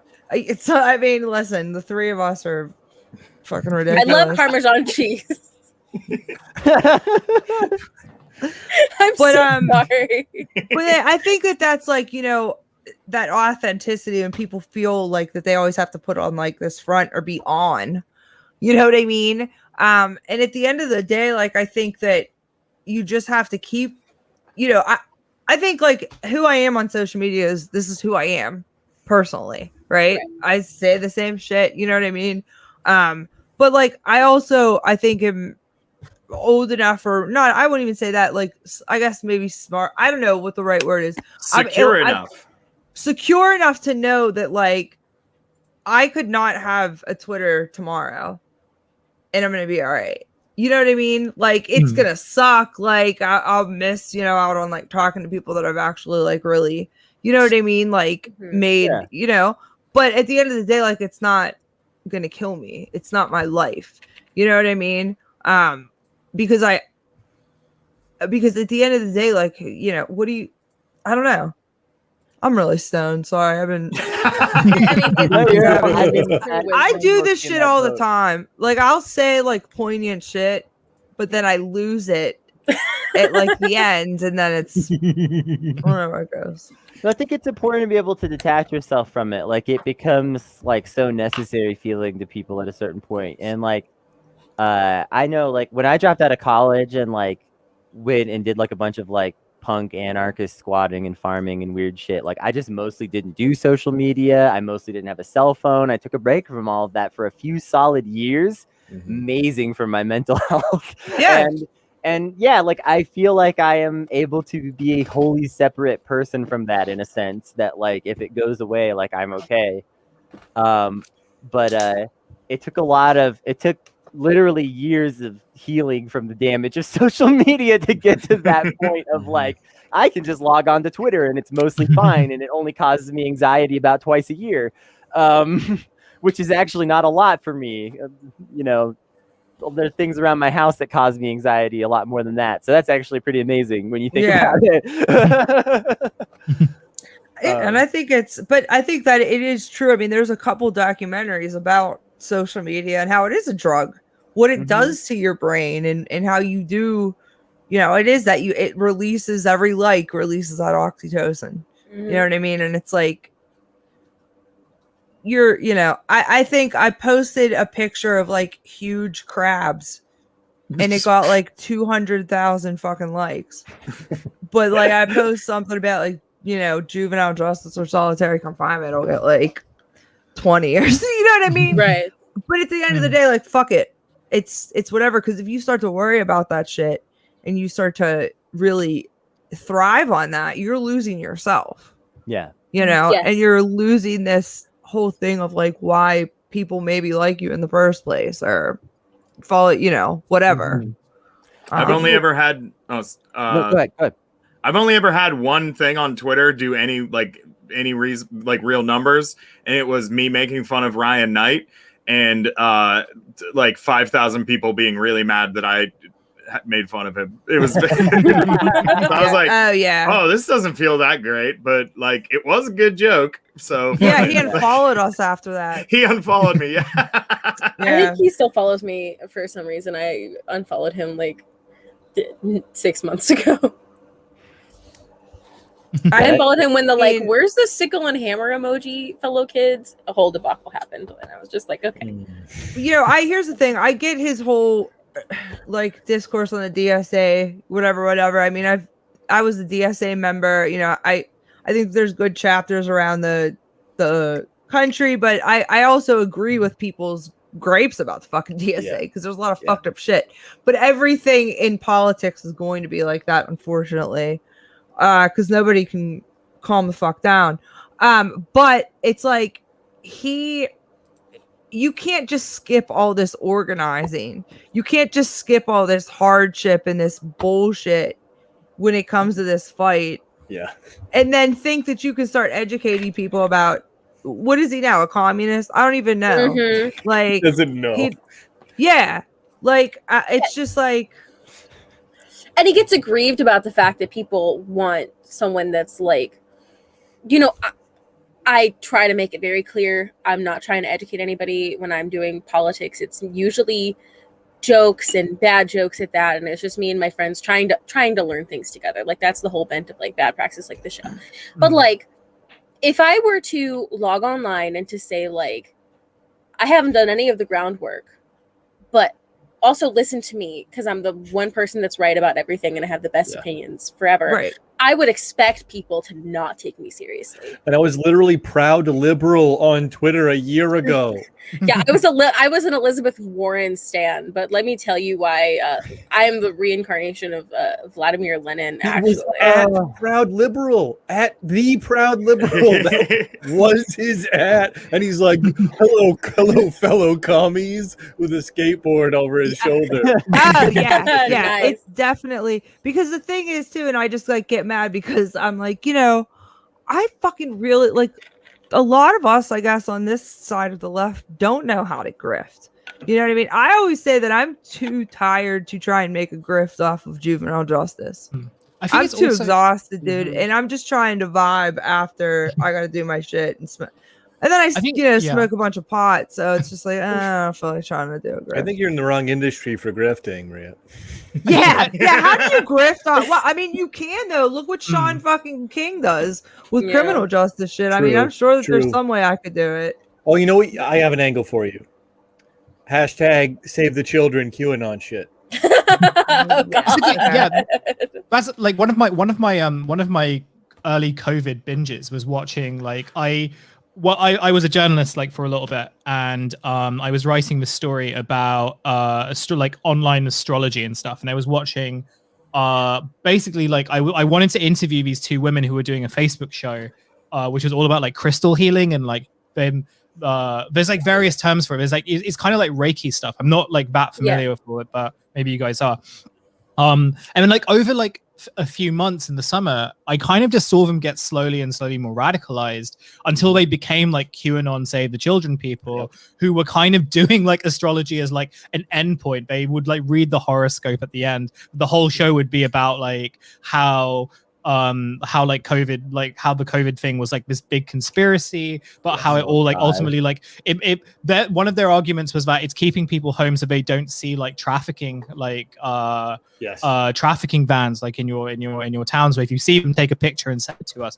And these are just like ordinary white vans that are like, you know, just driving on, or like postal vans and stuff like that. And yet Wayfair's website was operating the whole time. That's right. That's right. I still haven't got my cabinets. I'm not sure. My living room's looking very empty. Melissa should be arriving any day now. Yeah, right.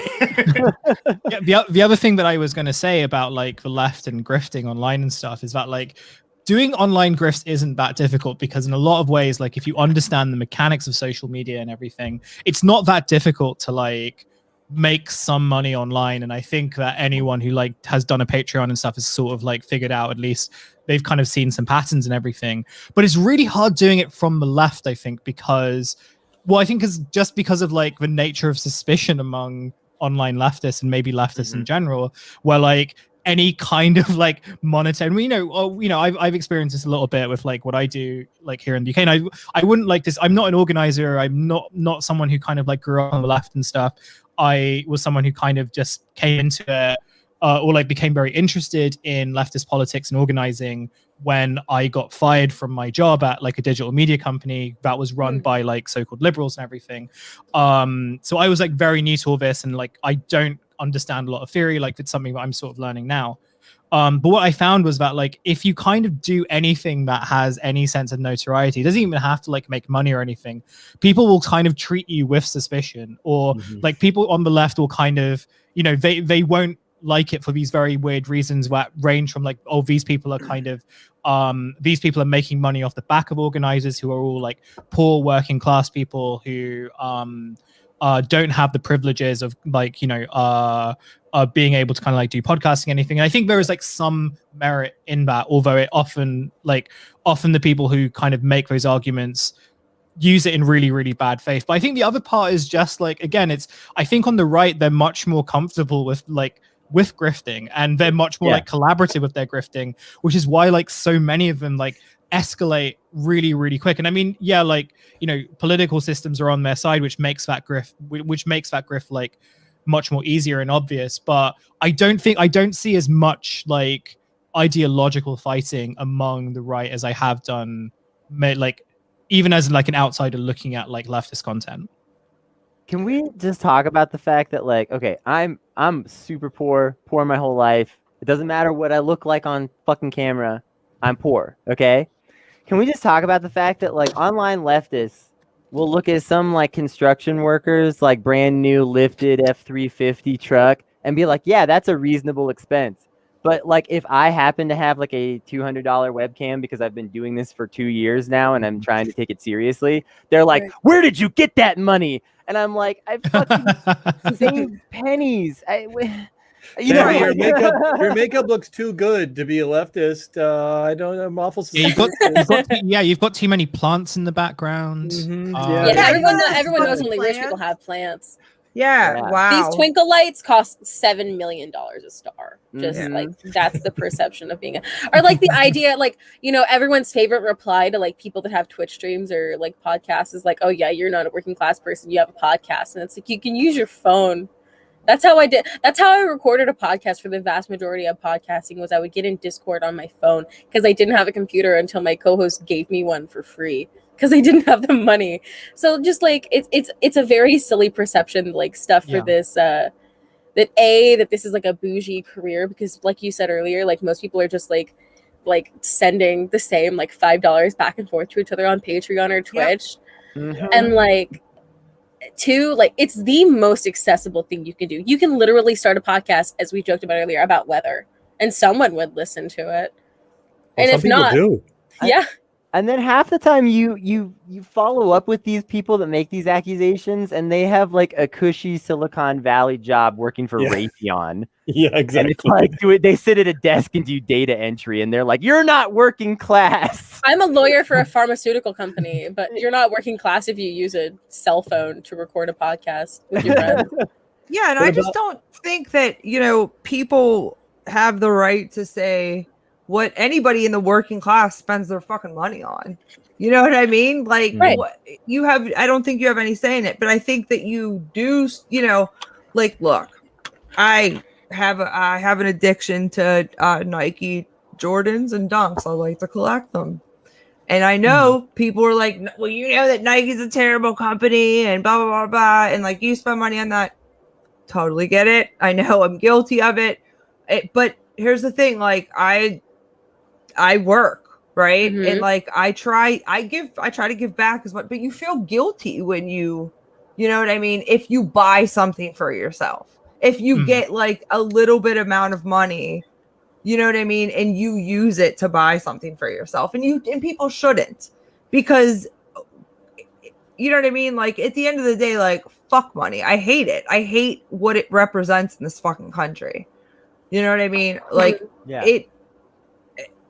I don't know. You should be wearing a barrel with suspenders on it if you're a good socialist. Right, like, you're a leftist. Look at Andrew. Okay. Can't have nice things ever. I don't even have a shirt. He doesn't even have a shirt. It's funny because like just in the screen is like $5,000 worth of tattoos, but I'm like, I can't afford a shirt. I literally gave the poor the shirt off my back.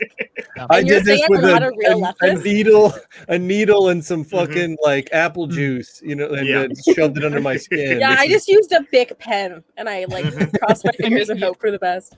a big pen that I stole from Walmart.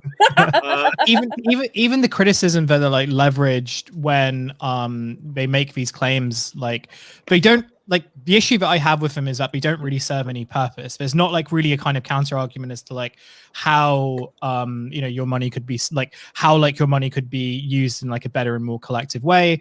It's not one that kind of like projects any sort of like broader political goal that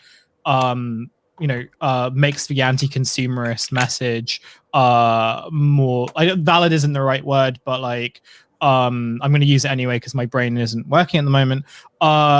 It's really just to kind of make people feel guilty. It's to make like people who make stuff for the internet feel guilty about what they're doing, and to make their like remind them that like their work is like nothing and that like it's pointless.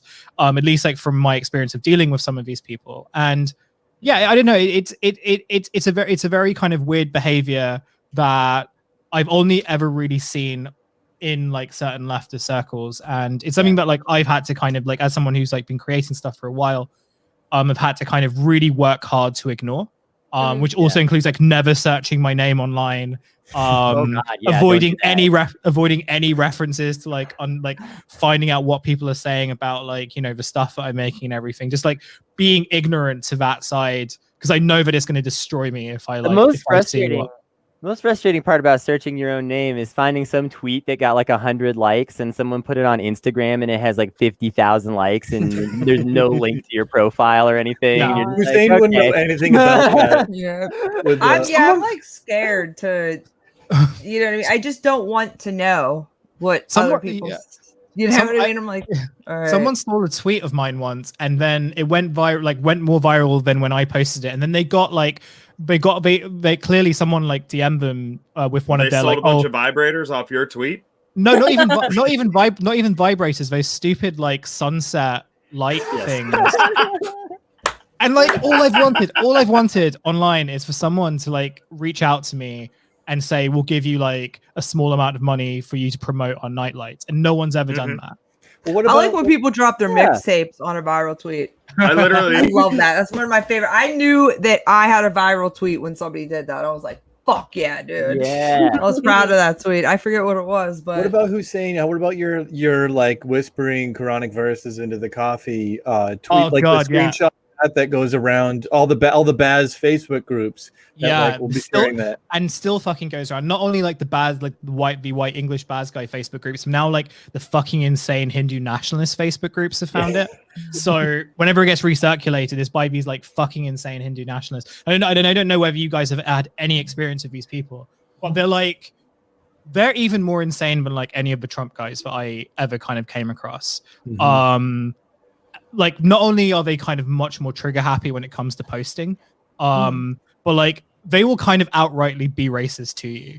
Like they won't like try to kind of like get you like can try to convince themselves that they're not being racist or that like they're only asking questions. They will like say slurs to you. They'll like go all in. So it's like a really like different experience, and like one that or like is I don't know, it's in some ways it's like very, very terrifying to kind of think that beyond the West there's kind of in the biggest kind of population of the most populous country in the world, there are groups of massively extremely online people who have not gone through the culture wars that we have yet, and like there are like lynchings going on in India like almost every week. There are like anti-Muslim lynchings and like sectarian violence in like small villages and stuff. Like shit's there is really bad, and it's been accelerated by the fact that like Facebook has been so aggressive in getting their products out there. Yeah, I mean like the WhatsApp groups and the Facebook group. I mean, Trash Future just did a great episode on this, which is where I'm like I was reminded about your tweet going viral about like it's literally the sarcastic thing of like, I work at Starbucks and my manager told me to be mad at conservatives. And what was your tweet exactly? Remind me, like what it said. So there were two tweets that went viral. The first one was just a copy of the Starbucks one. It was literally just like, I love working at like this local cafe. and overcharging white people for soup when they order coffee. And there were like 2 jokes in there, right? There was the whole like coffee is a kind of soup, and like, you know, I overcharge white people because like I'm a very mischievous Muslim worker. That went kind of viral. It got like a bunch of kind of American MAGA people mad, but it was very funny. Then the second iteration was the doctor one, and I was like, at the time I remember sending it, I was doing this fellowship in Albany, and I was very, very bored, and I was like, not even in like Albany city, but one of those like fucking small towns where like you can't get out anywhere. So I just thought that'd be very funny to send it, because I came up with it like just out of the blue. And then I woke up and like everything just went really chaotic. Like it went even more chaotic. Like I didn't understand why the same, a different interpretation of the same tweet brought in more rage than the first one. It's such a perfect like distillation of the semiotic problem of social media, though. Right. Like you cannot communicate on social media in a way that actually gives people the proper context. You know, like as recently as, I mean, today I had people yelling at me for not defending Palestine enough, even though I do that like 80% of my posts. Like I've been consistently defending Palestine since 2011, right? Yeah. Before it was trendy. And, you know, it's just like people can't see all of that context, period. You're always sort of talking to this representation of the other, and usually on social media in like the worst light possible. And then the other side of that is people, and this is, you know, right-wingers, again, they project because they're children, projecting their shitty values onto something you said that was from completely the other side. So like my most popular tweet of all time probably was a tweet about sniffing Joe Biden first to establish dominance. And at first it was great because the left was super into it. And then all of a sudden all these MAGA chuds started sharing. And I was like, no, get the fuck out of here. This wasn't for you. Yeah. But like you can never rein that back in, you know. The meaning of the tweet itself belongs to the person reading it ultimately. Yeah, I mean, even when they're a fascist. This is something that we talk about on like 10,000 Posts, which is the other podcast that I do a lot, which is like, it's not even like death of the author situation. It's sort of like the moment that you tweet something, like it doesn't become yours anymore. It becomes like up to whichever kind of like public decide to appropriate it or kind of recontextualize its meaning. You know, effectively, like it's not it's a kind of form of digital writing that ends up becoming a meme that sort of goes out of control. And you're completely right. And then like on the flip side, like I've had people like criticize me for like not really posting much on Palestine, especially like being like Muslim and everything.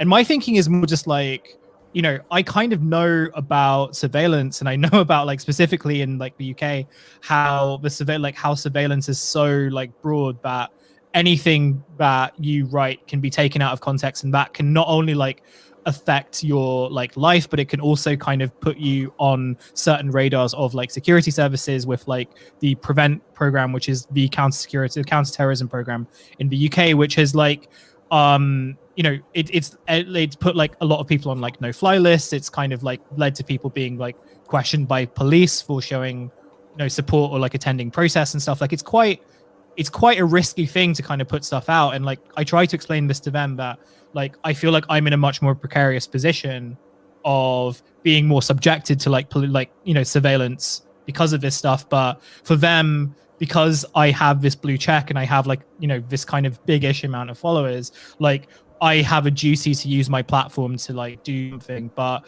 they're not kind of sure what it is. It's like, and you're completely right. And I guess I've always been thinking about, I wonder how much of this demand is like sincere, and they kind of actually think about like the use of platforms and they think platforms are effective, or are they kind of doing it just for their own sake? Are they trying to do it for their own sort of orientation of being online? And I don't know, does that make any sense? I'm not sure. I know it makes sense. Almost kind of like, you know, oh, well, is this person like, it's almost like, because, you know, people will question, you know, themselves of like, am I doing enough? Am I doing enough to help? Am I doing enough to help? So I think some people may, project and be like, oh, was this person really doing anything? You know what I mean? Why aren't they saying this? Why aren't they saying that? When it's like, you know, everybody is human, right? Well, yeah, like, and the big secret is that all of communication relies on that same gap of misunderstanding.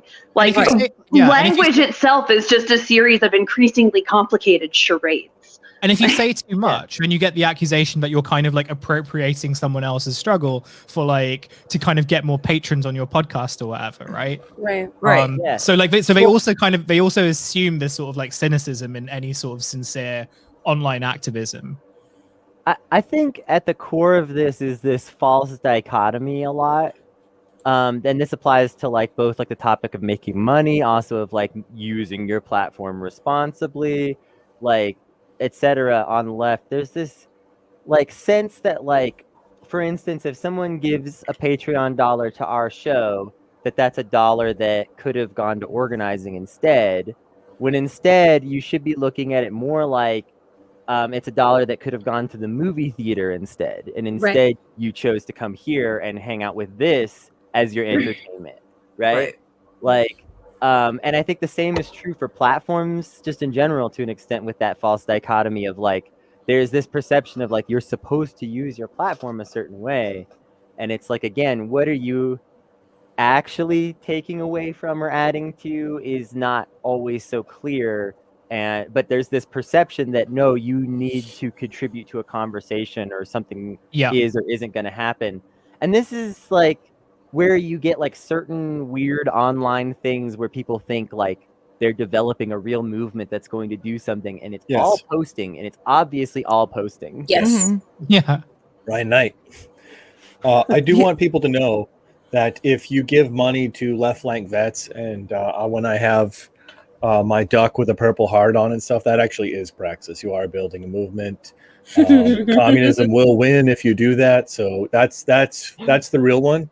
I want you guys to sign off on. So make sure you give your money to not say for Wonks, of course, but also left flank vets. Well, if you give your money, see, communism will win if you give your money to left flank. But if you give your money to Not Safe for Wonks, a community garden will start in your neighborhood and will just start giving you produce. And there will be hot anarchists there just handing you, Wow. Squash, here's some lettuce. And you're just like, okay. That sounds better than what I was talking about. Never mind. If you give money to bad Praxis, we'll make Kennedy. better jokes. If you give money to us, Andrew, I don't know what Andrew will do with it. I'm gonna buy porn. What are we talking? Yes, you do. But no, I think it's even before like Honestly, I appreciate your candor. Yeah. Even before, because I always say like I'm not a podcaster. I'm just having fun with my friends, and you know what I mean, bringing people on. You know, just talking to people on the left, like especially like during COVID, you didn't see anybody, so it was like cool to, you know, I saw Andrew. Look at this beautiful face that I see every fucking Sunday. Yeah, I kept a shirt on for most of the winter too, so podcasting's getting even more fun now. Yeah. It's, you know, but even before that, like when I was in the hip hop scene, and like I was doing like brand ambassadorship, my friends that were like, you know, had screen printing shops or had like their own like clothing labels and stuff, I always supported them, right? I always buy their shit.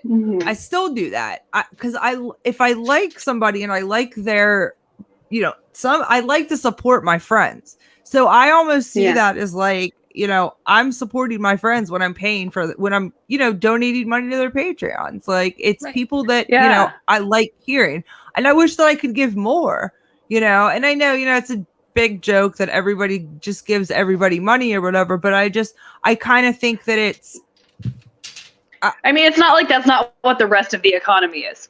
Like, it's the same sort of like, oh, you critique capitalism and yet you live within it kind of bullshit. Like, yeah, every time we try to go off and start a commune, they shoot us. Like, of course we live within capitalism. Like, but I mean, I think there's something to be said there, though. Like, at the end of the day, we're doing work. This is work. This is a job that we do, you know? And for me, mostly I do it because it helps like platform the organizing work I'm trying to do. Right. And, you know, it helps me like network with people who can like solve some of these problems that so plague me. But it would also be nice if I made enough money on it to like pay for my meds, which I don't. Yeah. You know, I don't make enough money on it. And people have this weird expectation with leftists in particular that like, you know, and I think probably it's mostly because leftists tend to be broke, but that like the people they're giving money like have to be, I don't know, producing something like that they aren't paying attention to anyway. You know, like nobody has ever offered to pay me for the organizing work I do, ever. You know, and I'm not allowed to ask. You know, it's not like you can just go up and say like, "Hey, pay me." Yeah, right. God, I wish. Where's the Soros check? And why am I a Jew being excluded from the Soros bucks? We literally argued with somebody from the Not Safe for Wonks Twitter account for like 5 hours one day, just taking turns because it was so funny, about whether or not the Soros checks were real. And they were like, Oh my God. they're real. And we were like, okay, send us the link. I want the check. If Yes. you're waiting. Send me that link. Yeah, do I gotta right send in a now. resume? I'm signing on the fucking dotted line. Portfolio. I could not possibly be more communist, George. Like, what am I doing wrong?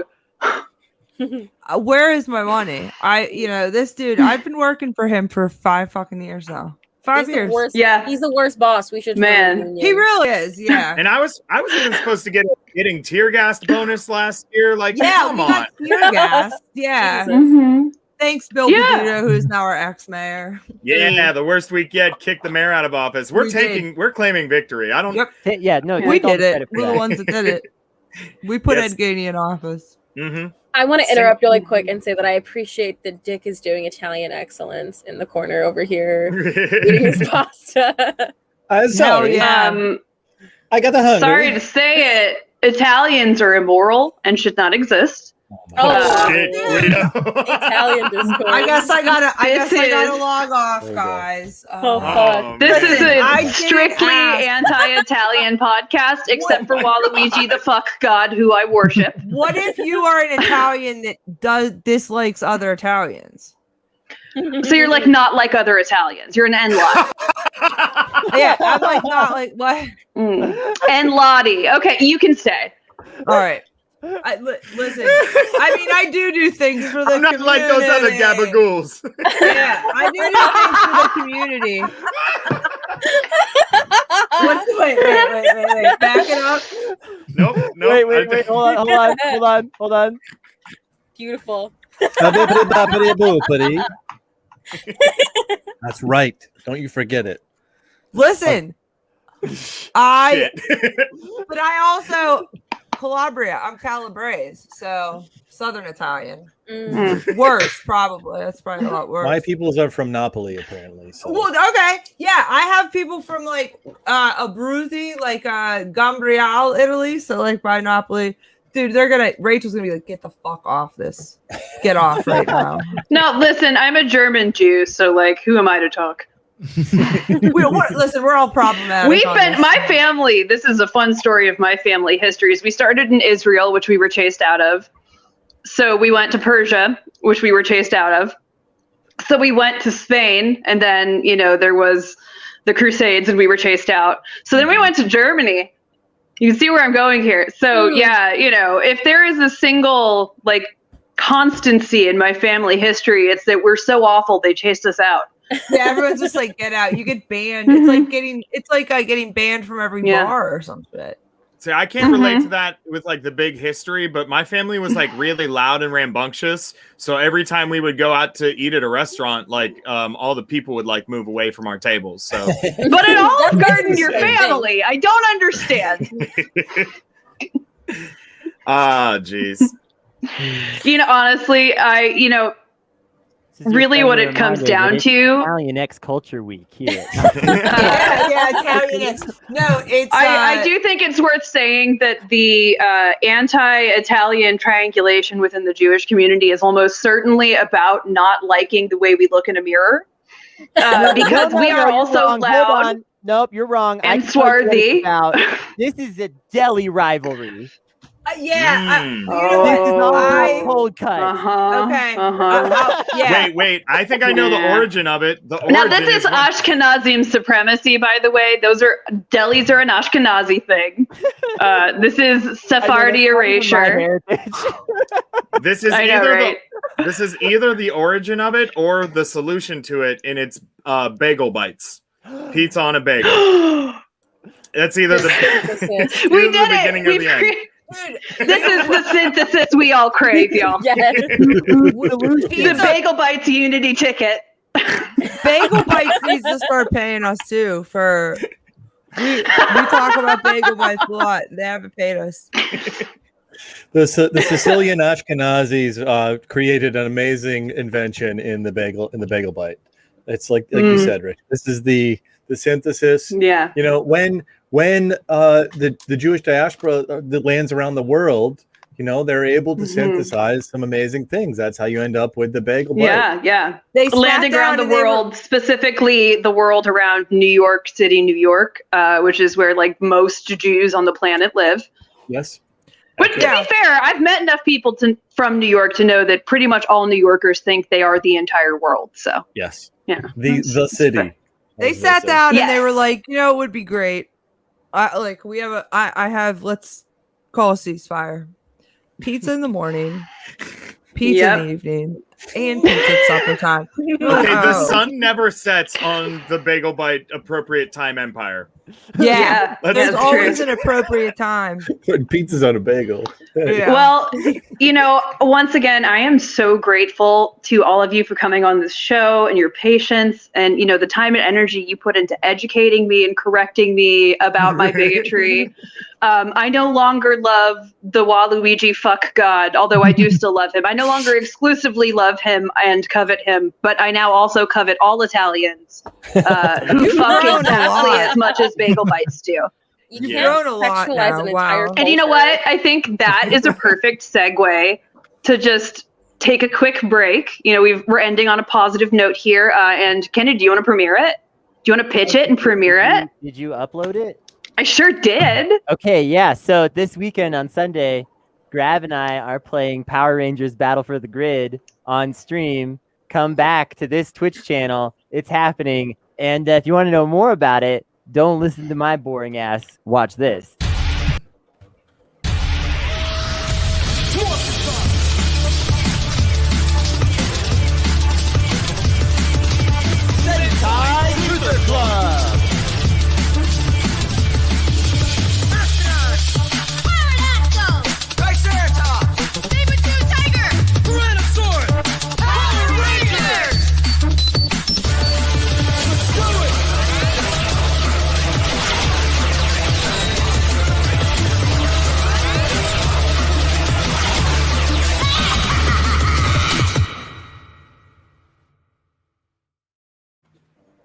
Anyway, we're gonna give $100 to a charity of the winner's choosing, so it's gonna be really fun. I'm so good That's at stuff, awesome. y'all. Look how good at stuff I am. Pay me to do this for you. Was sick, dude. You guys are wow. I'm like, Yeah, you made that. Rachel? Yeah. Well, I made parts of it, right? That's good as I fuck. constructed the video. I know somebody else did the song. Somebody else did that poster at the end. Actually, the however, poster was a collaboration of several hands, but anyway. hell yeah. Well, I mean, that's the thing. It's like we are fundamentally a cooperative, and we all work together on each other's things. That one was a lot of fun to make.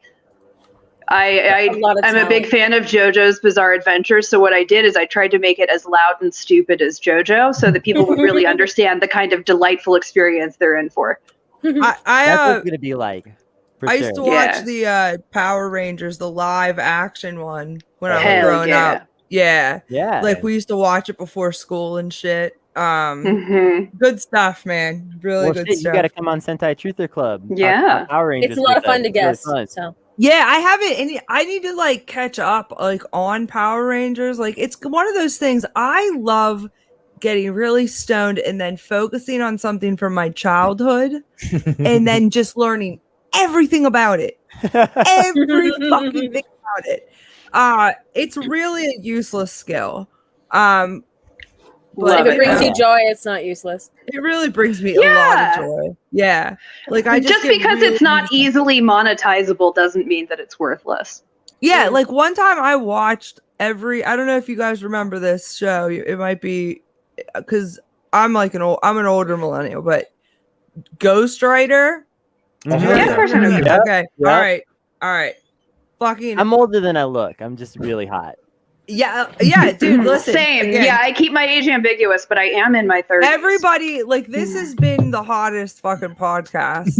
The hottest group of people that I've ever podcasted with. Like, we do aspire to be the hottest leftist podcast because we looked at leftist podcasts and we were like, these look like basement goblins. What's going on? Like, we have to do something. How dare you talk about Stavros like that? I was gonna say Adam, but yes, perfect. Honestly, no, Stavros is the only Cumtown guy I sincerely like and want to be friends with. Yeah, he's cool. He I'm seems not like a really- sweet boy. But I don't Ghost really- Rider. Oh, You gotta Yeah, Ghost Rider. I don't want to Sorry. lose that. Dude, so that was like my show back in the day, right? When I was a kid. So then the one day I just got really stoned and I was like, oh shit, I remember that show Ghost Rider. And then I got every fucking episode. I like fucking torrented them, watched Hell yeah. everything. And it was so great because it's like, what made a ghost just be like, you know what? I'm gonna pick this kid that wants to be a musician, this other kid, Jamal and his sister, the kids that are their parents own a bodega, and just the other girl. And I'm going to get them together and they're going to solve crimes. Maria, it's here's just- what I want to know is why are you trying to gatekeep the ghost community? They can do whatever they want. Ghosts. I'm not free. gate. You know what? See, this is this is why we fight. I'm not trying to gatekeep it. I'm just saying I want to know what I need more explanation as to why the ghost picked this group of children in New York City. Well, he's a gaslighting ghost. So he's going around Ghostlighting. being mysterious. He's ghostlighting these children. We have already established earlier in the episode that the entire world is New York City. Yeah. And the reason the ghost picked New York City is because everywhere is New York City. You cannot pick a place that is not New York City. That's right. And in fact, once a ghost inhabits it, oh, that's really good. Who said that? I see you. That was a good joke. And the truth is, the second you embody it with a ghost presence, even if it wasn't New York City, it becomes New York City. So there you go. What do you guys remember the movie Ghost Dad with Bill Cosby? Yeah, where he like dies, but he's not really dead and he's a ghost and he's still raising his kids. I wonder if that was see, Andrew, so knowing what we content. now know about Bill Cosby, Ghost Dad was like definitely sneaking around in locker rooms, right? Oh yeah. It's like you can't Yeah. watch that movie now without being like, I forgot Possible to about watch anything for a with Bill second. Cosby in it. yeah. Bill Cosby definitely is one of those people you ask him, which superpower would you have? And he instantly says invisibility. Yeah. And you should never trust anybody who answers that quickly. Maybe I just want to go to the grocery store and like not have to brush my hair. That's what I meant. I want invisibility because I have social anxiety. Wait, can I? So I discovered something the other day. Speaking of sex pests, Oh no. I Great. discovered something. Everybody's favorite topic. Yeah, sex pests from our childhood. I discovered something about Indiana Jones the other day that I was not happy about. Oh. Is it that you rewatched any of the movies and he's a fucking sexual assaulting rapist? Because Well, oh my god. Yeah, but it's worse than that. Yeah, I mean he's like obviously just casually like slapping women, be like, bitch, like get over here. And they're you know? like, I hate you, get away from me, and then they have sex with him anyway. That's called rape. But- that but one lady in the Temple of Doom. Karen Yeah, she Allen- they always openly hate him at first, though. There's never like a woman who's feeling his vibe. It's always like, oh, I'm just gonna be mean to her until she fucks me for it. No wonder It's the men opposite treat us of like James- shit. It's the opposite of James Bond, where like when James Bond meets a woman, she melts. Like even if she's a lesbian, she's like fully on his junk instantly. Yeah. But like with Indy, it's like there's some friction and sexual tension. Unfortunately, one of those people, so Karen Allen, the famous, what's her name, like Marianne or whatever in the movies. Karen Allen, she is the one who drinks the Nazis under the table and they have the fight. Yes. You know? Well, she's the daughter of his like mentor, right? And so like he mentions like, oh well, the reason that me and your father had a falling out was because of you and me. And Yeah, I can't imagine why. So originally she was wow, Indy, you're 40. She's she was- 19, bro. She was 14 years old when they hooked up originally, and then they retconned it. They were like, oh, sorry, we made Indy a pedophile. We're going to make her born years prior. They made her 17 instead. Oh, great. Great. job, guys. Yeah, like, but you see, technically it's a febophilia. Are they going to go back and remove it like they did with a Golden Girls episode where Rose did blackface? What? You didn't know about that? No. Yeah. I they I mean, were that's the doing correct that. thing to do. You take that shit out and you stop showing it. Well, Correct yeah. answer. So they, Let's do I it with mean, Confederate quick, monuments, really guys. what? HK's got to go. Oh, Gotta go. Funny. Yeah, I'm sorry. Thank I you was so just much for listening for the last joining minute. us. Thank you for Really having me. It was a lot of Super fun.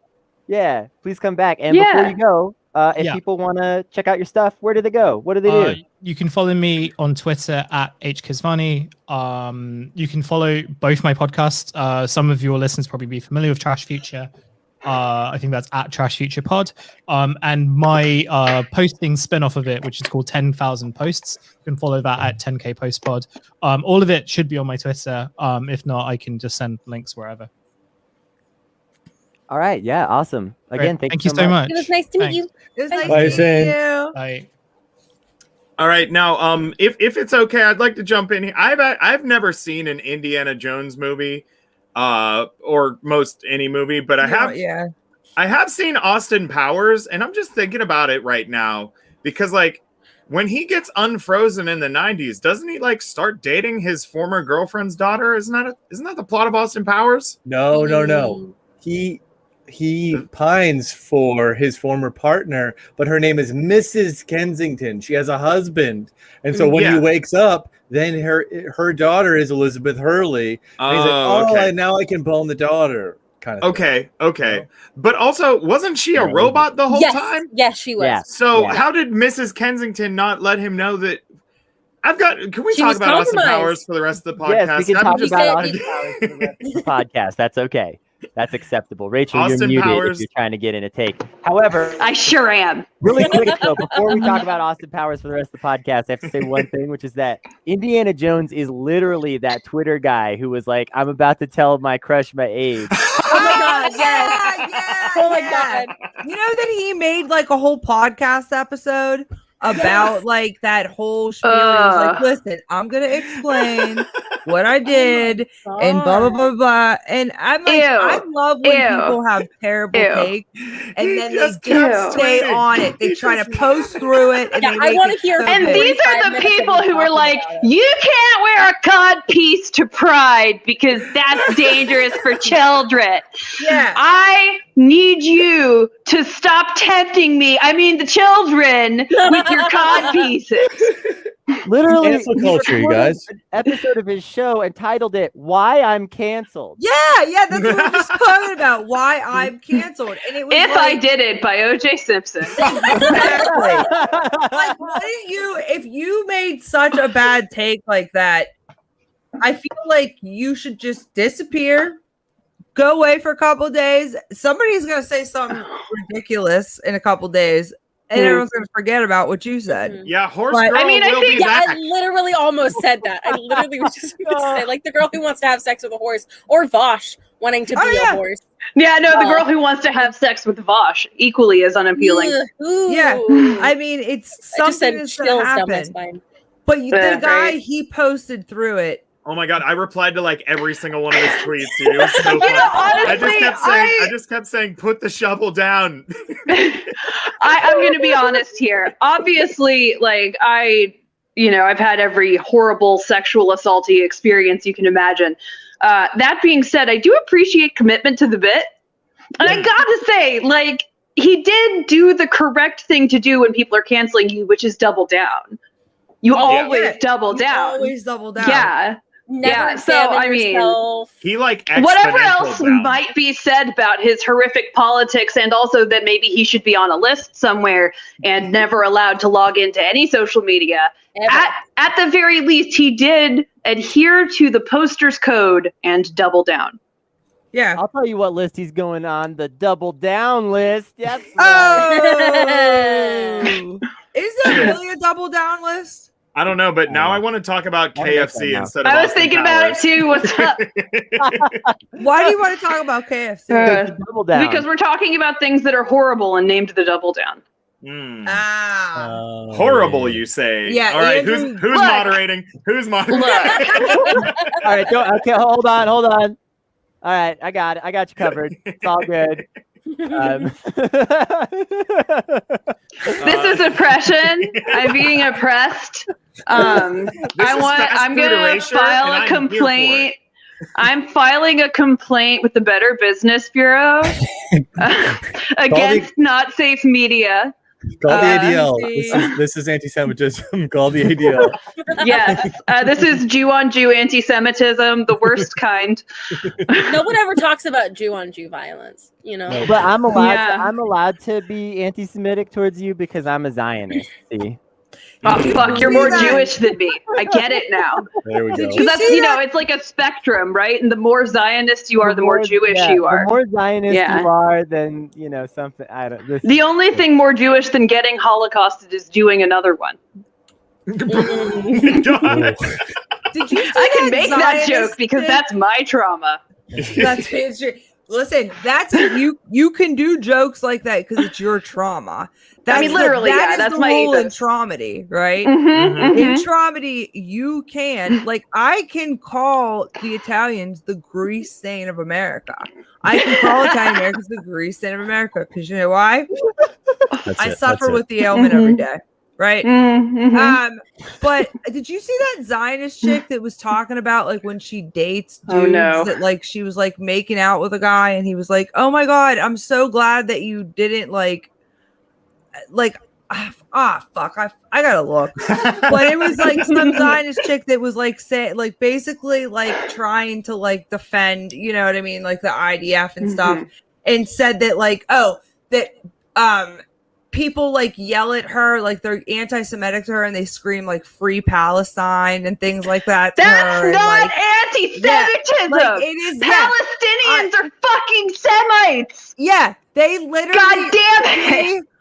I gotta find this tweet, dude. But it was like absolutely just so outrageous. No, you're talking about Eve Fartlow, and there's been a development since we've been on. Actually, oh no! Did somebody find the free parking sign? Because I still don't believe it's real.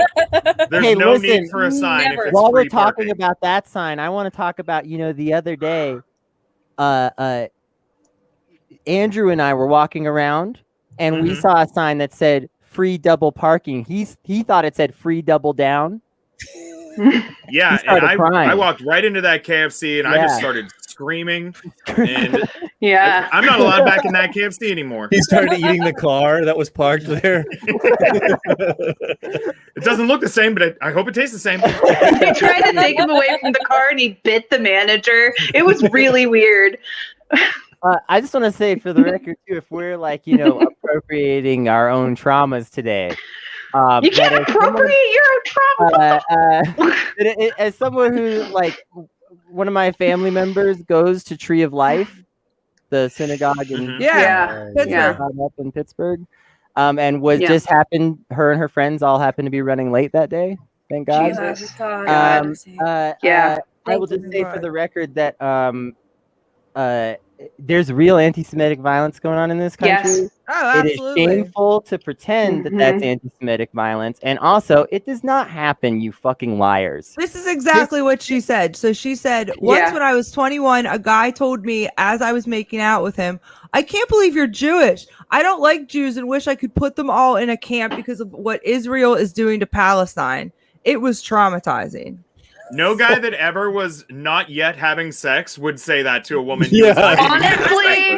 Honestly, nobody is that honestly though, some of the shit I've seen people say online in the last couple weeks, and my many terrible experiences online dating suggest to me that there are absolutely men who would do this. If you're in the room and the sex is going to happen, but it hasn't happened yet, you're not diverting at that point. Yeah, maybe nobody interrupts a makeout session. That's what I was gonna say. Like, could I believe that some of this stuff was said? Not the entirety of it, because by the end it becomes like a parody of itself. When he's like, to be fair, because of what Israel's doing to Palestine, like no one has a take this nuance. What are you talking about? Exactly. Well, I mean, I think really the most suspect aspect of it is just that he had that many words to say about it, right? Well, I could see somebody saying like, "Oh man, I'm so glad you're not like those other Jews." Exactly. Right? And then he'd be like, "What do you mean?" like Right. those And other Jews. Someone posted one time I was in college and a guy did that. Exactly what you just described. I would say, Yes. of course that could happen. But Yes. no one stops a makeout session to go on a lengthy tirade about your race. They might, they might do that before or after or later, but you don't stop the makeout session. That's an absurd claim. Right. Yeah, the It bigotry does- comes with post nut clarity. That's Yeah. all. Yeah. Oh, you're I so will right, and I say- hate it. That Mhm. someone's Ugh. kink might be making comments about someone's race during sex, and we can't kink shame them. That is a thing. Yeah. I know. Unfortunately, I know that it is a thing. and I do think Anti-Semitism that- belongs at Pride, y'all. I will shame anyone whose kink is bigotry. I will Yeah, shame them. that's I the will kink happily you Oh, shouldn't man. claim. Yeah. Yeah. But no, I mean it does take away though because like that's the thing is that like when you say free Palestine, you're not being anti-Semitic. You're not Right. fucking Right. being anti-Semitic. You're being And trying- pro-Semitic, actually, in the form of liberating Palestinians. Like, Exactly. And it takes away from these real like anti-Semitic, like what happened at the Tree of Life. Like Right. I remember that Yeah. day because like two of my friends are both Jewish and I mean mhm. it was like right up the street from their parents' house. So they were fucking traumatized. Like it was just Yeah. so fucked up Yeah. to be, and they were terrified. I mean, and for these people to come on and be like, because they think that, they're they're Zionists and to Yes. be, you know what I mean? Because we think that Yeah. Palestine should have rights. You know what I Right. mean? They should Mhm. have Yeah. rights. You're letting you have them living in an open air prison. But You know what I mean? these Mhm. fucking Zionists, they literally have the attitude that like they're like, I'm from Palestine. And it's like, bitch, you live in California. and Right. you I'm were an born in indigenous California and you went to Israel for 2 weeks one time. Like Mhm. my dad spent a year Yeah. in Israel. Talk to somebody who spent that long there. They'll tell you it sucks. All of his stories about Israel are about things sucking. Like Right. bad And things when did you happening. live there? Like, Yeah. Because Palestine has been being taken over since what, 1947 or something? Yeah. Right. Well, and been in the last couple decades in particular, it has been like erased. Like, Right. people forget that at one point that was all Palestine. Like, and Right. it is literally an ethnic cleansing that is happening with an ethno state right now. And then By people who should fucking know better, because this was our grandparents. Yeah. A lot of them, this was their parents who were fucking genocided. And the fact that you could live with that kind of trauma, because God knows, and if you see that I'm getting angry right now, this is because this is my actual daily lived experience of being a fucking Jew, right? Yeah. Is my grandfather was so broken by the Holocaust that I got fucked up by it. Like, Right. intergenerational trauma is real. And when I think about these just bad faith fucking dipshits who are like fucking Ashkenazim from like the Bronx who have literally never even encountered a German Jew in their fucking life, who are talking about my trauma while inflicting the same on somebody else, it infuriates me. Yeah. It is the most grotesque, un-Jewish thing you can possibly do, because the core ethos of the Jewish philosophy is that we have a moral responsibility to each other. That is the core part of it. Like, if you were to distill it down to a single like cultural touchstone, it is that we owe each other. And these little shits, because they don't want to actually do something about this, because they don't want to stop feeling entitled, are just completely appropriating something that like literally pushed me to suicide attempts. Like, no, fuck you. You don't ever get to talk about this. It's insane. Yeah. Yeah. It's like this is like kind of the same thing that we've been talking about for like the last 2 hours. Like, people Mhm. saying like, oh, your criticism of the IDF is anti-Semitic or whatever. Yeah. It's like, Yeah. it's the same thing as whenever people say, oh, you have a big account, you should be doing this. Or it's the same thing that like, oh, you're a leftist, you shouldn't have money. Or like, the thing is that like, people know that in order to win an argument, it's like all just ad hominem shit. Like you just make the other person look bad, and it's like coming from this place of insecurity about your own argument. If you can just make somebody look worse than you, then like you feel like you're winning. It's like whenever like the fucking discourse that broke Twitter last week about Pog, like, or is that a month ago, 6 years? I don't fucking know. Like, the fact of the matter is like, even if it is racist, like it's like in the grand scheme of things, when people weren't saying like, hey, this is problematic. They were like, you're a fucking racist. Why don't you just join the KKK? Mhm. And it's like, it's not, it's Yeah, just like, yeah. you're going too far in one direction or too far past the point you're trying to make, that like you're now the conversation is about something else entirely. When you're saying that people that are criticizing the Israeli government's fucking genocidal fucking shit, like that's not anti-Semitic. Like you're like, if I said fucking if I said I don't like how the Irish government it like keeps like trying to outlaw abortion, that doesn't mean I hate people with freckles. Like what the fuck are you talking about?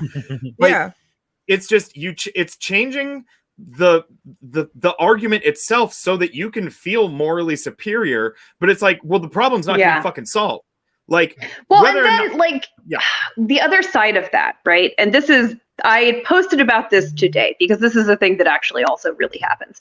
And it's part of why I resent specifically Zionist Jews, is because now I'm in this weird position where, in spite of the fact that I have been loudly pro-Palestine and loudly anti-Israel since like 2011, every time I want to talk about being Jewish at all, I have to talk about Palestine. And this is the same thing you were talking about, like, oh, you have a responsibility to this.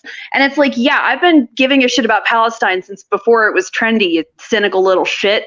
And the fact that every time I want to so much as talk about being Jewish, now I'm getting mobbed, like by people who just sort of reflexively assume that if I talk at all about feeling marginalized, if I talk at all about like this trauma, that I must be a Zionist.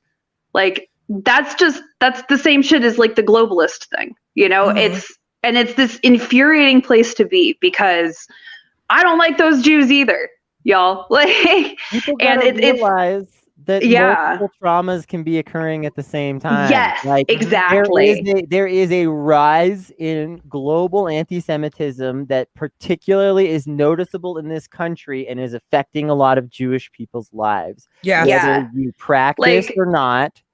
They walked down Charlottesville streets with tiki torches saying, Jews will not replace us. Like, you think, and I am, you can clock me as a kike, y'all. I have the nose, I have the hair, I have the olive skin, and my name is fucking Rachel Kahn. I do not, like, if you are anti-Semitic, I do not pass, actually. And it's so frustrating to have these experiences of marginalization, which directly inform my solidarity with other marginalized groups, you know, which directly motivate my activism, my, you know, police abolitionist activism, my, you know, Gaza abolition or Gaza liberation activism, my queer liberation activism, all of which are informed by these traumas, to have them just completely thrown out, you know, like, and to have people completely ignore the ways that we share that common experience of marginalization. Like, it is so infuriating, not just because it is itself a sort of anti-Semitism, but because these cynical Jews who have been frankly manipulated by the evangelical right, who have a very specific and insidious strain of Zionism that is literally based around bringing up the end times, right? Those Jews have now made it harder for me to do the right thing. And that infuriates me. It's because I'm not obviously not Jewish. Like, I think I'm kind of ethnic, like how you said you have like Jewish features. I feel like that with like the Italian shit, but but I thanks for the community, folks. For the community, but the community. Wait, can I have an Italian kissy hands pass? Fuck yeah, dude. Yeah. Hell yeah. Okay. Yeah. It's okay. I can do this. I have an Italian. I give y'all permission to say Jew with the hard W. Dick, you Yay, nay, I'm gonna ask you too, because you're Dago. I mean, I'm on the fence, but I guess all right. It's not like we're giving her a D word pass. As a That's person true. of Finnish blood, I give you permission to do whatever the fuck you want with that. All right. I assume there have to be slurs for Finnish people. I just don't know them.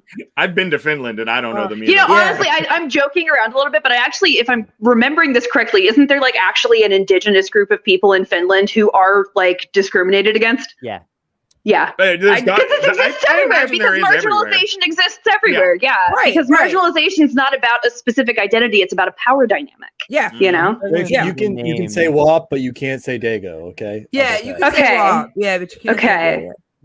No, but I couldn't Can I say imagine. WAP? But it's like wet ass pussy. Yeah. that? Yeah, you could Okay. always say that. Oh, everybody can say wet ass Wet- pussy. Wet ass papers, maybe. Wet ass papers, yeah. I think there is one person who physically can't say wet ass pussy. Is it Ben Oh, Shapiro? yeah, Ben Shapiro. Yeah. Wet ass a pizza. Oh, wet ass pizza. Wet Everywhere's ass New York. pasta. Everywhere's New York. But no, I couldn't imagine though being in that role of like and it sucks because you shouldn't have to explain yourself every day. Yeah. It's obvious that you believe in freeing Palestine. You know what I mean? Yeah. Like it's Mhm. obvious, and it sucks because I do think people are extremely reactionary. You know, I mean, and they it's like they automatically like, because I think also too that people are uncomfortable with being wrong and uncomfortable Yeah. with admitting when they're wrong. But at the end of the day, like, how are you going to learn? You know, Well, what I think a lot of it is also because we treat like social interactions as zero sum. You know, we have a just pathologically competitive culture. You know, and this is a function of capitalism, and it's not exclusive to the United States. This is everywhere that capitalism has touched. We have this same sort of like crabs in a bucket mentality happening, right? Mhm. And I think what is happening here with that is, you know, people are sincerely afraid of investing in each other and being betrayed. You know, and people feel like they don't have enough to share. And I say this all the time, but I'm going to repeat it here now. Like when we talk about like doing a like socialist revolution, it's a trust fall. What we have to do is we have to convince the vast majority of people that they can trust other people to take care of them. And that is the healing work we actually have to do to make this happen. You know, and I always bring it back to what the fuck do we do about it, right? But that is literally what we do about it. It's what we have to do about it, is we have to make a safe place for people to be unsafe. And the inadvertently, you know, like we have to create an environment where people can fuck up and be wrong and not be punished. Right. You know, where we are nurturing people. And I wish Kenzo was here, because Kenzo Shabbat, a friend of the pod, he was posting about this recently. He is one of my absolute favorite humans, one of my absolute favorite Jews. Love him. Kenzo. Yes, Love just him. like He some likes of the so many people of I my have tweets. met, yeah, and some of the people I have met doing this work are like literally human beings who give me hope that things can be better. And Kenzo is one of those people. And he was just posting about this, right? This like responsibility we have to educate each other. You know, and it is about that, right? And he himself is an educator, and it shows in his kindness and his patience, in his ability to talk about things in a way that's not punishing, because he understands, and all educators, all good educators understand this. If you really want to change somebody's behavior, you have to nurture the behavior you want.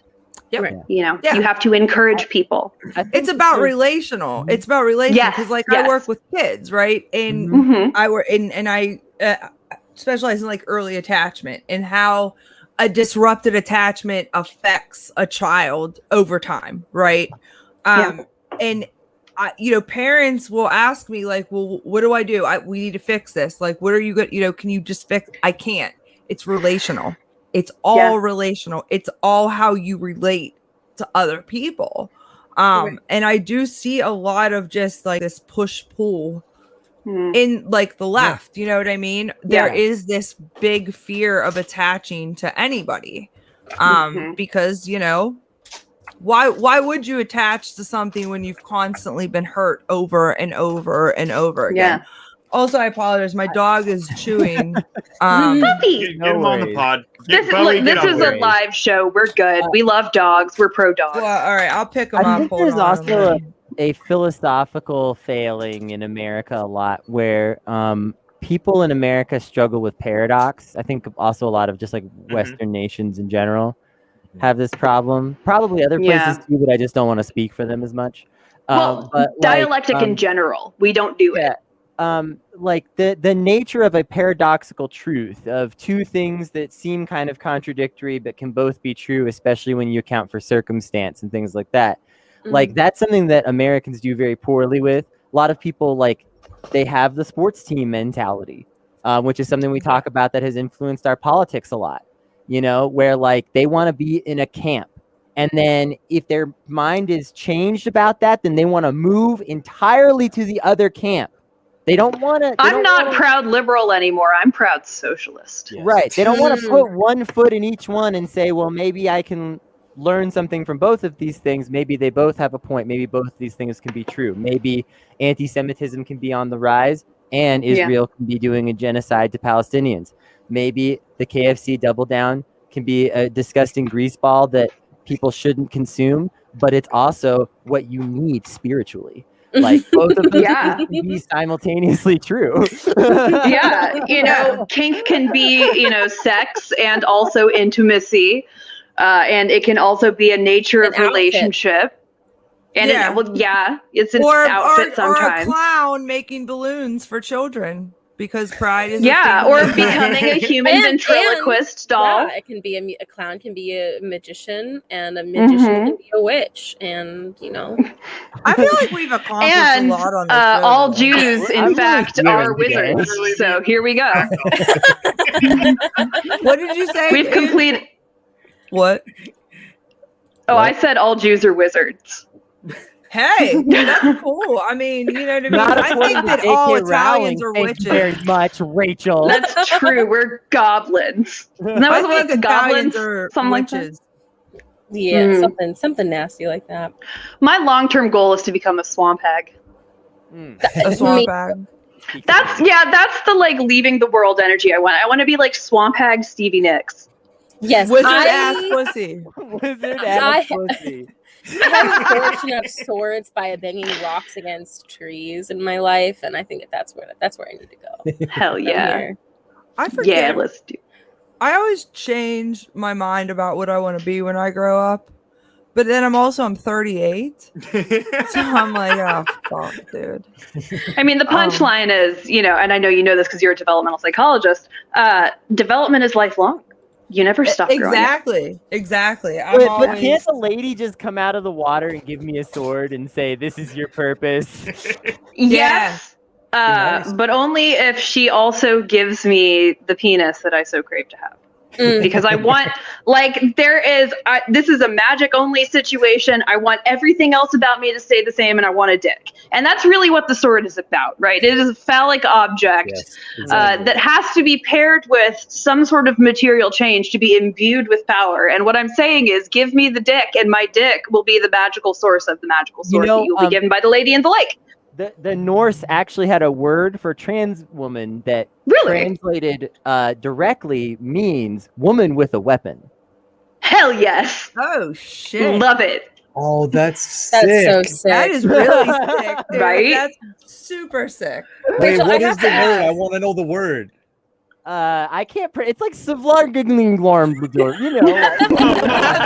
Hold on. So I told dope. you I was finished, right? What are you doing right now? I have to ask. You told me I Wow. could do whatever with it. How does yeah, the magical sorry. sword get into the rock if the magical sword is your penis? Well, Is it first just of that all, sturdy? yeah, obviously. It's only like 3 inches long, though. Like, I have realistic expectations. I'm still going to have a T dick, but it's going to be like without any of the other T effects. So will you be attached to the rock then, like your whole body, or like Yeah, just, No, like, anchored no. on the rock? What I need, okay, listen, I get why you're confused. This is a really common misconception.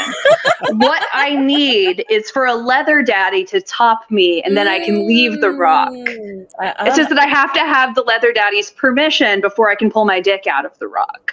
It's actually just like a chastity device. I His saw this butt? movie, The Sword in the Stone. Yeah, yeah. I read And also, the, if you look far enough back, you can actually see floats at Pride where this was happening back in the 70s. I also that's saw right. Yeah. Connecticut Yankee in King Arthur's court. Oh, yeah. Connecticut. Well, this went off the rails. I In the love best possible way. I'm I think we imagining a solved leather a lot of daddy problems. pulling a sword-shaped dildo out of another man at Pride. Somebody, That's the only somebody, way we defeat Vosh. Did that really That is bad. the only way we defeat. Yeah, actually, I also should have clarified. When I say The Rock, I mean Dwayne The Rock Johnson. somebody Oh, needs okay. to do this It's role making more play. sense now. Yes. Okay. Somebody Yeah. should do this role play, and give us credit for it. Dwayne Oh, I The got Rock Johnson, by the way, is absolutely an honorary leather daddy. Yes. Of course. 100%. I've got The it. next I've got time- it though. You can call it Sword in the Stone, and it's starring Roger Stone, the first gay porn he does. Oh no! Oh God. And you pull okay. This him. is woke. But also, Or it's a what about snuff film Stone because Cold? fuck that guy. Stone Cold Steve Austin. Oh, that's an option too.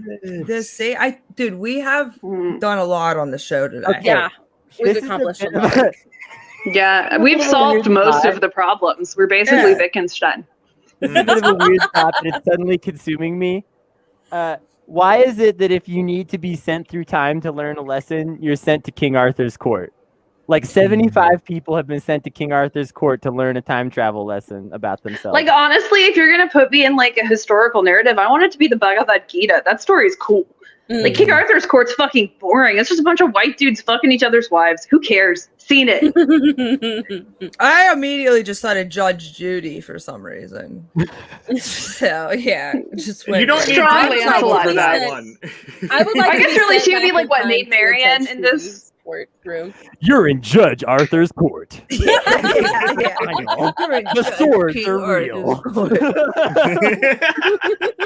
And then it's the lady of the lake, and she's like, "I didn't give you that sword. You were supposed to send me $200 for that sword." Yeah. Judge Arthur, they gave me $75. Enough. Like, it was just, The bailiff is the guy that gets his arms cut off with the sword. It's Lance. Yeah. It's gonna be a great show, dude. I told you we Yeah. wrote a show. We've done a lot. We did. I'm movie. imagining Royalties. instead of asking the politicians like, "Would you kill baby Hitler?" Like, "Would you kill baby Judge Judy if they could send you back in time?" Yes. Honestly, man. I feel like our debates are gonna get to that at some point. I just hope that it's in 2024 when Trump runs. Mm. There Again. you go. Just It'll for be, my God, his yeah. entertainment. it'll be his third election victory, Maria. Yeah. We've already predicted. Oh man, 1 in 6 people believe that. You know, Yep. when you crunch yeah, the yeah, actual yeah. numbers, it's 1 in 6 people in the United States. 1 in 6 people in the United States Half of all the believe Republicans- not just that Trump won the election, but that the January 6th uprising was justified because of it. 1 in 6, y'all. 1-6. 1 Oh, shit. 6. You Mhm. get it? You Mhm. get it? I do. Holy boom. It's really hard, y'all, to overstate how fucking diseased the American brain is. Oh, people Like- are just absolutely We're crazy. fucking doomed. I love it Like- here. Everyone's so stupid. Yeah, It's every so I- unfunny. Hold on, before we Well, you get know what it into is we are the that, most Hold propagandized on. people in existence.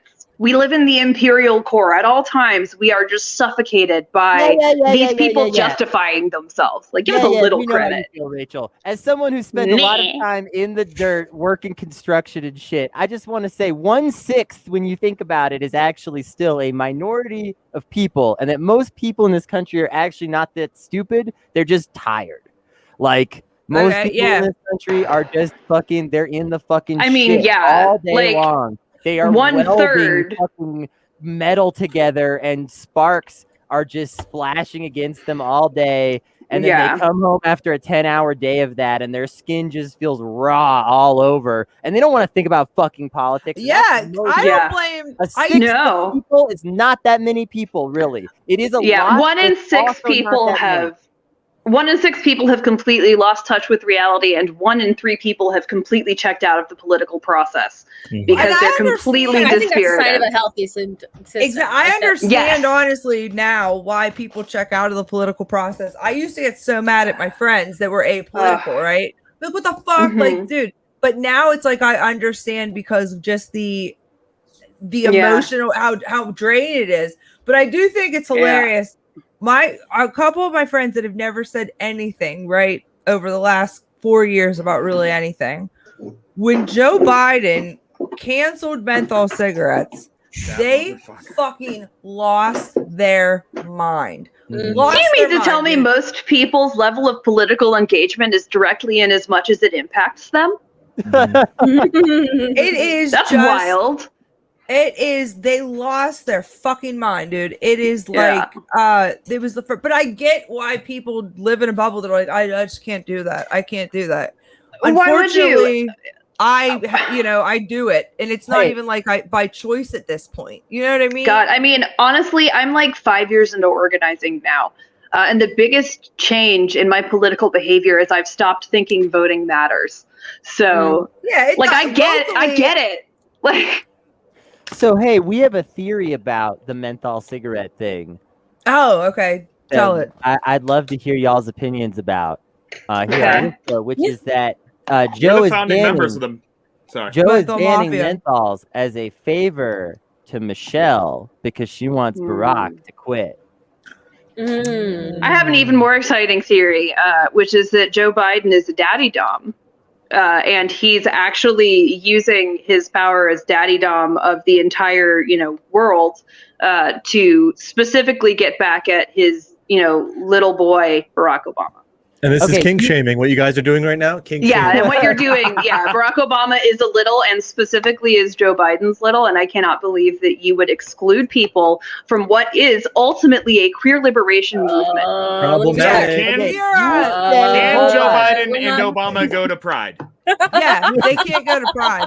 So yeah, we decided. No, if but we- they can go to Envy. Mm. Yeah, they they go to envy. They can go to Yeah. straight envy. But okay, you're saying that Joe is a dom when clearly Jill Biden gets him to crawl around on all fours and bark like a doggy. Come on. Oh He yeah, bit Jill. her. You've seen the way he definitely- bites her finger. I do that for Jill. Look, he's verse. It's fine. She's a doctor. I do that for Dr. Jill any day. I'm sorry. I hate Me Too, if it helps. Oh, Listen, speaking of Biden, what's Hunter been up to lately? My buddy. Oh, Being a being, king. being The cool only- Being a as shit. straight king, yeah. I was gonna say the only good Biden, but also Major. Pretty Major. good Biden. Major's Yeah, pretty we good. there's only two good Bidens in my opinion. Major and Hunter. why Those is are the only two Hunter that- press secretary? Why isn't Hunter president? Yeah. I Oh, yeah. unironically did write in Hunter Biden for Yeah, like literally, that's Hell really, I just wrote in the top half of his dick. It's there's too much for one ballot. yeah, because it's just like the whole, Hunter Biden's dick is a whole separate person. So technically, I like 3 Bidens. Oh, Hunter man, Biden's dick is my politics. Rachel's Yeah. face was frozen in a perfect freeze frame just a second ago. I don't know if you guys caught it. She was like doing like Somebody, I hope somebody Oh, caught no, it. Here she, wait, oh, No. she teased us. she was just doing like the Felix vote face. I was like, Oh yeah, the feeling. sorry, Rachel, if you can hear me. She can't. It's okay. Yeah. What is Hunter up to? I thought he was going to get a position in the cabinet. I'm really disappointed. I believe there is an investigation into him. I don't know. I see things and There is. it goes one in one ear and out the other. But He has done nothing wrong. I mean, that is our and stance. Listen, and if they catch Free him, Hunter. free him. I am all Free him.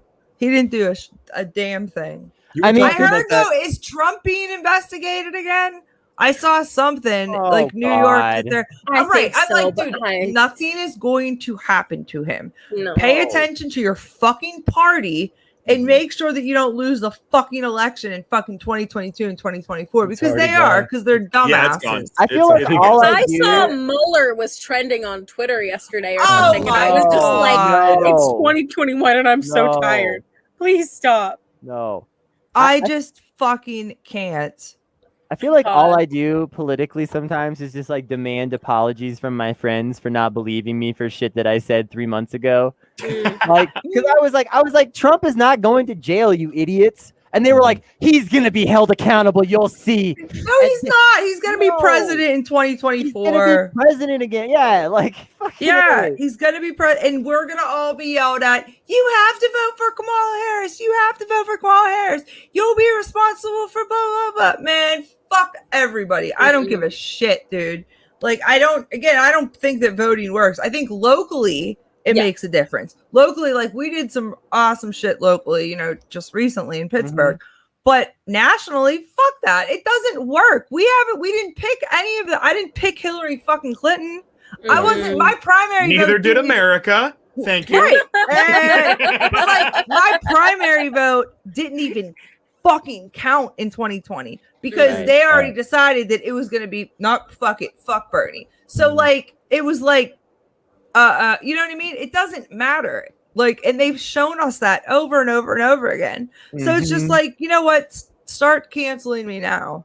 It is unironically, like, we joke about it, but it is unironically like gaslighting to like tell people like this is like a democratic process. Yes. And also there's literally no point in you voting for the person that you want. You have to fall in line with exactly what I want just to have this democratic process. And it's like, yeah. And somewhere along the line you realize that's not how it works. Yeah, I mean the entire basis of the suspicions on the last election in Venezuela are like there's less like credible evidence than there is for like the rigging of our primaries in 2020. Yeah. Like, you know what I mean? Like people, the same people who will make a huge deal about, oh, look at this election that might have been suspicious. Like, if you turn that same lens on our elections, it would not be pretty, folks. And there's Wasn't Pete Buttigieg like in the middle of a flight when he got the call to drop out and Mm-hmm. diverted? Yes. And the thing Let's talk is about that that app, the Iowa Caucus app, real quick. Yeah. the thing- It had an evil name, didn't it? Oh my Shadow god! was the creator of the app. Yeah. Shadow. But the thing is Jesus. Like, why not call it anything else? Like, 2016 they did the same shit. It was just different because, like, I remember at the convention the shit that they did, that people tried to protest. They were pissed off and they tried to protest, and they found you went in there. They actually had a shirt that was actually extremely anti-Semitic. It was like a character of an old, you know what I mean, Jewish man that was supposed to be Wasn't it Bernie. like doing like the hands that are Oh, on all the like rubbing. posters? Yeah, like it's like stronger together or some shit. Like, and it literally, like, they tried to like there was like at one point they tried to cover, like, I think it was California, their delegates, because their delegates were going off. They tried to cover them with like the curtain or whatever, so it wouldn't be broadcasted. They didn't want anybody to see how much strife there was going, because when Bernie when he conceded, a bunch of our delegates walked the fuck out, and they weren't allowed to like, it was a whole crazy ass thing. Nobody knew about that though. Like, nobody, I mean, obviously, like, leftist circles and leftist streams and shit like that, you saw it, but like, that was also not a fair I mean, they don't, it has to be so, I don't know how more obvious it can get for people. And I think people just are like, well, it's okay. That's what the Democratic Party does. No, it's not okay, because it's not representing the party. No, it's not. at all. You know, it's unbelievable. It's really messed up. I've been listening to a certain Proud Socialist recently, and it's actually, I don't know if you know this, but the Democratic Party is also bad. Yeah. Thank you. Yeah. Someone I just that. learned this. Yeah, no, because I mean, I knew the Republican Party was bad, but then it's like the Democratic Party is also bad. I think it's the same guy that told me about that guy Karl Marx. I was the same guy that told me about Karl Marx. I had no idea about Karl Marx. I was like, It's what? Karl Marcus, Carly. actually. Carly Marx. Oh, it's Carly Marx or Karl yeah, Marcus? yeah. You're misgendering her. I'm I sorry. think that her name is Yeah. Kylie. Her, Kylie I Marx. Carly. It's Kylie you know, you Jenner. ever She's saw gonna that show? hand the capitalists a Pepsi. We're gonna be fine, guys. I'm so sorry. Coral Blorks, they them. Yeah, X's out the vows and stuff. Is that or I never understood when people started doing the Latinx, the women with the X. I don't even. How do you pronounce it? Well, I think it's because saying Latino implies a gender. Yes. So like doing Right. Latinx like takes that gendered part out of it, but also like there's gender in Spanish. So like it seems, I don't know where it came from. And I think it's like probably one of those things that there's some people that care about it deeply. And then there's some people that are like, this is dumb. Like Latinx people entirely. But like me being a white guy, I'm like, it probably doesn't matter what I think about it. Yeah, That's my stance on it.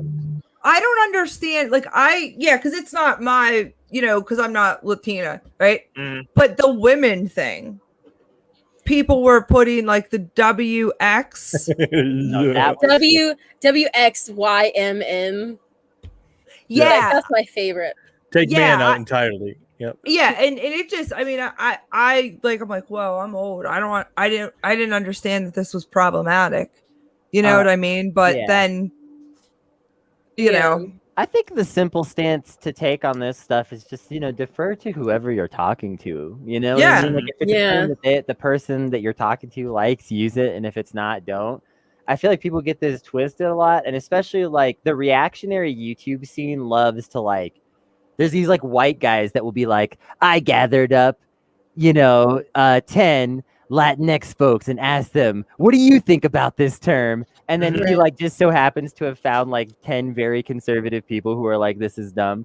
And it's or like, their friends. Haha, see? And it's like, as a white person, even if you think all these people are right, you agree with them and you like want to respect their decision about it, like you still should also respect the people that if you walked up to them, they say, I'm Latinx and I like that term. It's just like, what the... Like there is no substitution for learning your audience's preference. Yeah. Yeah. And it just depends on who you're talking to. Yeah. I certainly defer to like Kennedy said, whoever I'm talking to, because I don't want to be disrespectful. But again, not my place. I do try to stay in ye old lane, on this kind of stuff. I feel like this is one of those situations that you can approach very similarly to pronouns, which is just, hey, what's your preference? Yes. Like, how do you prefer to be called? And I've never gotten mad at somebody for asking that kind of question. Right. And I think people are very afraid of being punished for having to ask, which is fair because God knows we're a bunch of weird sadists who love punishment in this country. But at the end of the day, Tumblr people that will be like, it's not my job to explain to you. And it's like, okay, you don't necessarily have to explain. I'm not your teacher. But also be right about everything. Sit down and give them a lecture, but you can tell them your fucking pronouns. That's not actually too much to ask. Yes. Yeah, or you can say like, actually, I prefer to be called, Latina or whatever. Like you can just do that. You can just ask. You can just show genuine and sincere interest in somebody's preference. It's allowed. Yeah. If somebody tells me to say folks with an X, though, I am going to lose my mind. That's that's the thing is that, that was where it started turning into, and I was like, okay, wait a second. Like, I'm not, you know what I mean, understanding where this is. 'Cause I completely agree with you. Yeah, it's what people of that community are comfortable with. But then I'm like, okay, wait, we're spelling women that way, and then with the folks, and then I was like, that was just like some shit that people were just doing online, the way people just fuck with language. But then someone was like, oh no, it's woke, and like made that shit up. I swear to God. Yeah, and they just run with it. People were just in the same way that you just write the letter U sometimes or whatever fucking shit. Well, yeah, because it's on Twitter and you have limited characters. Like it was utilitarian, folks. Yes, people just shorten words on the internet sometimes, and folks. It's like when people get mad at Southerners for saying y'all. But like, what is Or that? when they get mad at Pittsburghers for saying yins. Like, can we said- talk yeah. about the Yins erasure? Because I'm yins erasure? Look, But listen, team- here's I what I had want to know somebody about accuse folk. me of y'all posting one time, and I'm like, bitch, I'm from here. I grew up here. I I'm was from born Southern at Ohio. Northside goddamn hospital. So when I Yeah. say y'all, I am doing cultural appropriation, and I am not sorry. And you know what? You're welcome to it. I think that y'all is a good word. I think it's useful. Yins is valid too. That's fine. That's not Y'all, mine, but and like, you know, y'all is gender neutral. It's a completely not gendered Right. word, and so it is a word that a Yeah. lot of people online defer to. It is very funny though to Mhm. hear Y'all British is people be great. like, "What do I y'all get way up more to?" mad. Like, I get so much more mad when people misuse "bless your heart" because it does not mean what you fucking carpetbaggers think it means. That's Right. not what it means. You don't When say you it hear as your a grandma say, condescending "Bless your insult heart." intentionally. Like, it's not intentionally an insult. It is a condescending kind of affection, and it has a very complicated emotional attachment to it that only makes sense within Southern culture, Right. which is Right. why you can't just fucking say it because you get it wrong. Yeah. Like, it's a kind of effect. It's most equivalent to, for people who are giant fucking nerds and read Derrida. He talks a lot about this French word bêtise, and it's like that. And if you want to know what the fuck that means, go read Beast and the Sovereign by Derrida. It's about language and politics, and it's extremely good. And in the meantime, just assume it's like an affectionate way of saying you should have fucking known better, you doofus.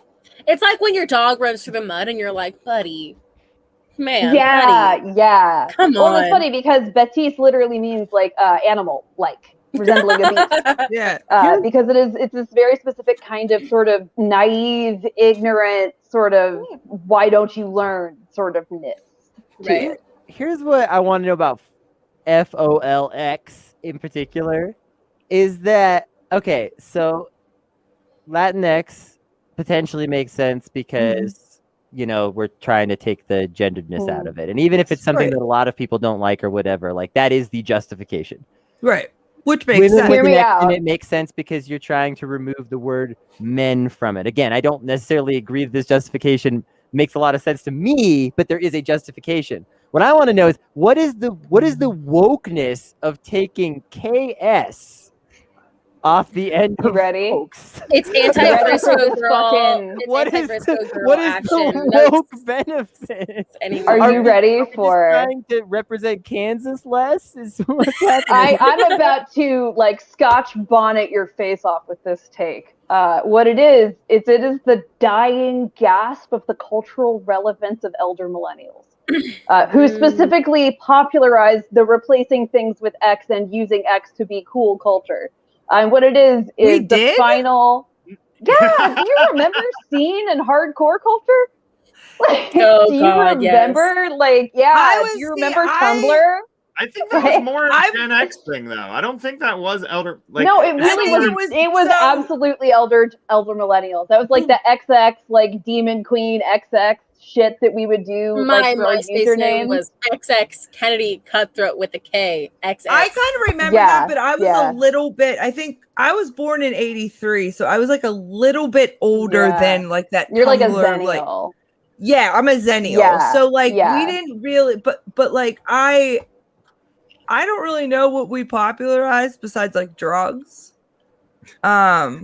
drug use, and- Nirvana. No, Nirvana was That's Gen Nirvana's X. older than you. I guess That's just y'all drug did use. like, oh God, you We don't fuckers were like responsible for Y2K Like, fashion. Yeah, You fuckers like are the ones who were jean running around with suits bell-bottom jeans and mini skirts. You on a fucking run. weirdos. Oh my God, I Oh, yeah. remember. You know what's the, like, wild though Ashley is y'all are having a Tisdale. heyday again. Y2K fashion is back, baby. Listen, It's Jinko, awful. bring Nice Jinko to me. jeans, dude. Late '90s Jinko jeans. Let's do it. Yeah. Like Slipknot, the inventor of XXXX in front of things culture. Yeah, That was y'all. That was you fuckers. you fuckers. No, yeah, Hot I X topic XXX.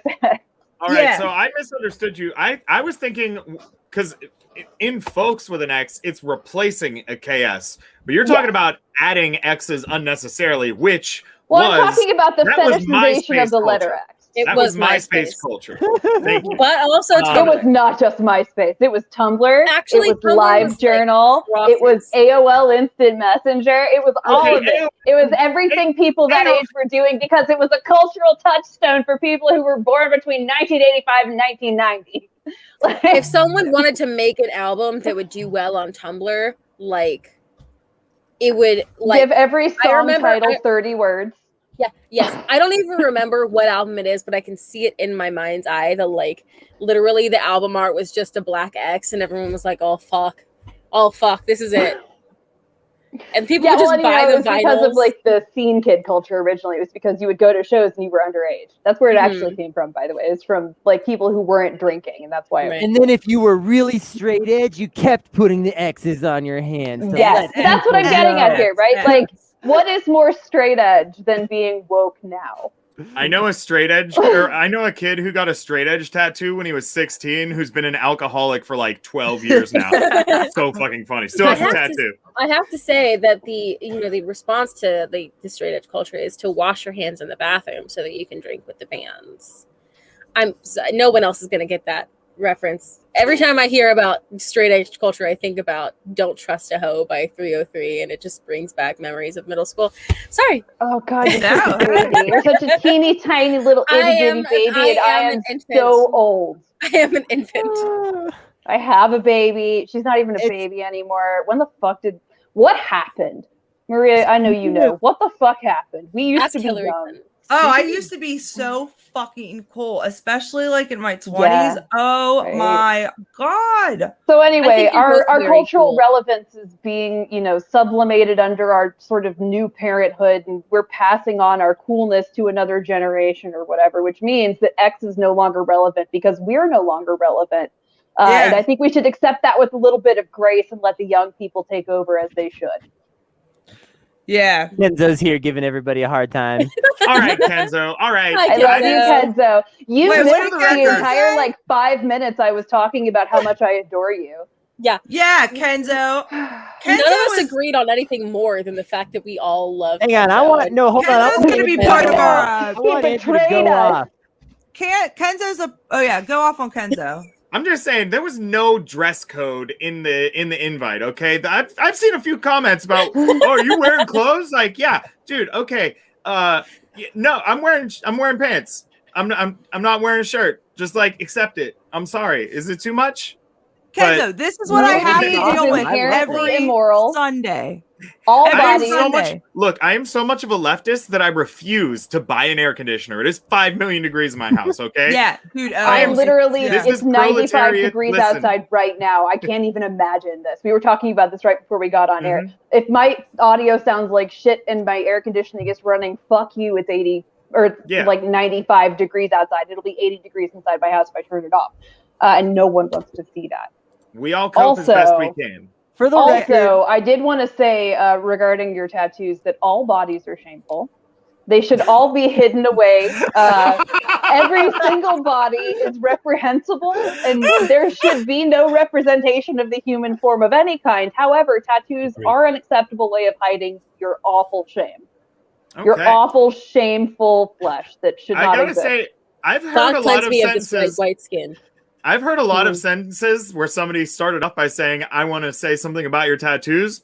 That was the first one that it went there. All bodies are horrible and ugly, and tattoos make them less so.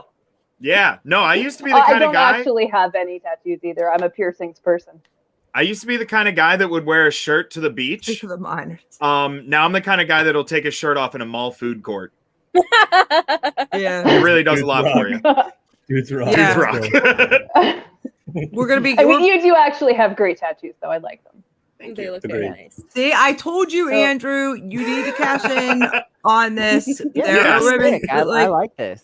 Yeah. Also, just as a heads up, trucker hats are coming back. Get on the craze. You've got the Von perfect look Dutch. for trucker hats. Do it You know now. what? Oh my God. Catch the wave. Is Von Dutch coming back too? Because I I- just went out with a guy that wore a Von Dutch hat on our date. Yeah, Not a yeah. match, Everything but- about the Audis is coming back, babes. Andrew is the only It's panelist. so good. I'm so ready for this. I just The dug ugly out all of my 2000s. old Audis clothing from my dad's basement. I'm gonna look so cool and not at all like a 30-something trying desperately to recapture my youth. Listen, early odds are coming back. Lindsay Lohan's back. Oh shit, is she really? Hell she yeah. made a movie. Oh yeah, she made. Good she, for her. So Queen. she's coming back. She got like a Netflix special. She got a brand new face. That's awesome. She got a brand new Yeah, face. yeah, Yeah. No, She's good, still, you know, I we think. have to still send her to the gulag because of the problematic shit she's done. Mhm. Wow. So, but Sometimes I think about her grabbing someone's child in like She a did yeah, what? that was fucking dude. She she lost her mind. So she Yeah. pulled a blanket. she no, because She That's was a like, deep "This cut for is your people who are child old. because you aren't the same race as this child." And Yeah. so I'm What? assuming that you kidnapped the child. yeah. Wait, she's doesn't she have fucking- like mental illness, like actual like serious mental illness though? She's had some problems. Like Her that parents could are- like actually be a like manic or like psychotic thing. Like Her- that's and I she's got not that some- mentally ill people are usually dangerous, but like that sounds like delusions. You know what I mean? Yeah. Yeah, That that's doesn't sound like overreaching white woman. That sounds like actual mental health crisis. like schizophrenic type of like, Right. And again, I want to delusion say this again. Most people with mental illness are completely safe, and in fact, most people with mental illness are much more likely to be physically hurt than to ever hurt another person. However, trying to rescue somebody's baby from them is the kind of thing somebody who's in the middle of a mental health crisis might think makes sense. You Right. know? Yeah. Well, I'll tell you How what, was that- Lindsay how was that Lohan, baby? if you're listening, come on, Not Safe for Wonks. We can hash this out. Hell yeah. Yeah. Look, We'll have an episode called "Why I'm Canceled." The Lindsay Lohan story. man. Oh, and with that, believe it or not, but we've all managed to waste a perfectly good afternoon, and it's time to wrap this up. It was Yeah, I could have been fun. outside getting sweaty for no reason. I wouldn't Yeah. have imagined it with any better people. That sentence came out so wrong, but I hope that you all understand. What I was Yeah, trying to yeah. say. No, I had fun. It was cool hanging out with all you guys. Hell yeah. Yeah, no, I'm so glad that y'all were able to come and that everybody that was here today was able to make it, including everybody that was out there watching. We appreciate you. Before I plug all of our stuff, let me round table this real quick and get everybody else in here. We'll start with Kennedy. Hi, my name's Kennedy. I am a co-host on the Twitch stream, mostly Twitch stream at the moment. Bad Praxis. You can find us at twitch.tv/Bad Praxis. We like to wade through the news from the angle of not understanding everything, but trying to learn to be better with our friends. And so if you're interested in some not condescending or shitty wading through the news, trying to make jokes of it, trying to get some good vibes out of the hell world that we live in and learn how things work together, come check us out. And it'll be a lot of fun. All right, Dick. Oh, yeah. My name's Dick Warlock. I'm with Left Flank Veterans. We are a cooperative of leftist disabled shit posters. If you come to our Twitch stream, twitch.tv/leftflankvets, we'll give you valor. You don't have to steal it. You can have valor. We have enough to go around. We have a surplus of valor. All of you guys here, just by having me on, you guys all have valor now. Nice. Where's my purple heart? Yes, here you can meet. This is Bartholomew. He has a purple heart. He got it in the war with the geese. But yeah, you guys all have valor. If you come to our Twitch stream, you'll have valor. Twitch.tv/leftflankvets. You can find us on Twitter as well at leftflankvets. I'm on Twitter at NotDickWarlock, and we also got a Patreon. We'll have a new ep of the pod. Took a little break from the pod, but a new one will be debuting later this evening. So that's patreon.com/leftflankvets. Okay, I was gonna ask who's representing Worst Week, but I think I know. Look, I wanted to get dressed for plugs. Okay, Hell yeah. Chill out. Yeah. So Maria and I host a podcast. It's called The Worst Week Yet. We just talk about all the fucked up shit that happened over the course of the week and try and use comedy to manage the trauma of being alive. We call it traumedy. I don't know if we made that up or if I'm just doing an old bit. Whatever. Also, yeah, it's just Worst Week Yet. We have a Patreon. We didn't start it yet. We'll figure it out. Also, I am a stand-up comedian, and I am going to spend the fall touring out of my car and just losing money in every city across the country. So follow me. I will, if I know you're in a city and you follow me on Twitter, I will ask you to come to the show. You don't have to. And also, I don't even know how to plan a tour. So this is bad. It's a bad plan. But Andrew Hillary US on Twitter. And I'm a hot dog. Do you have anything to add? This is part of what I deal with every Sunday. Yeah, Andrew pretty summed it up well. We do get off topic a lot, so You just said doo-doo. Like we were talking about Rookie of the Year and shit this past week. I mean, we're idiots. Wait, Maria showed up on mushrooms, and I asked her to name the 7 dwarves. Yeah, that's the type of. But we love everybody. So yeah, Sandernista412 at twitter.com. Hit me up, and I would try to follow back. I forget a lot of things because I'm stoned, but that's just what it is. But yeah. Yeah, awesome. Thanks everybody so much for tuning in. We are not safe for Wonks. We do this We every sure week are. on Wednesday for 3 hours. This whatever the fuck this is. If you don't follow us on Twitter, camera. yeah, what we'd we be do. cool or something, or at least hot. Maybe not cool. But Interesting to watch in the same Hot. way that a train wreck or perhaps a tornado is a interesting. hot both. train wreck.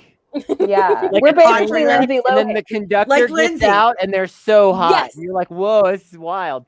Yeah, if you don't follow us on Twitter, we're at nsfwonks on Twitter. And also patreon.com/notsafe if you want to support what we're doing. We're 100% independent media. We don't have sponsors. We don't have anything. We barely have equipment. So head on over there and help us out. Also, if you are not watching this on Twitch, if you're watching this on YouTube after the fact or something like that, go to twitch.tv/notsafemedia and get involved with us there. Our Twitch page is still kind of shitty, and we're sorry about that, but we are working on it, and we want to stream on Twitch more probably. So yeah, go check that out. And thanks everybody. Bye. Bye. Do you want to play it one more time, Kennedy? Let's play it again. Oh, let's play. Yeah, one more time. We got a cool thing happening this week.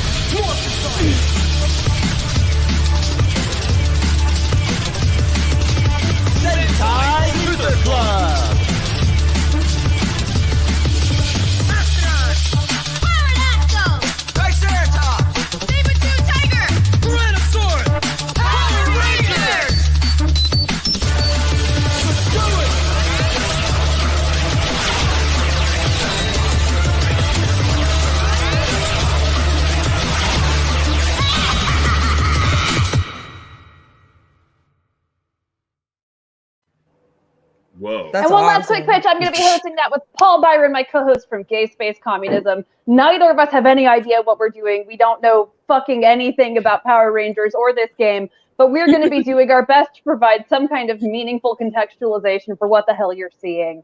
And we will also be, of course, talking to our many friends and wonderful people who are going to come and watch while Grav and Kennedy try to kill each other. Yep. Bye. Bye. Bye.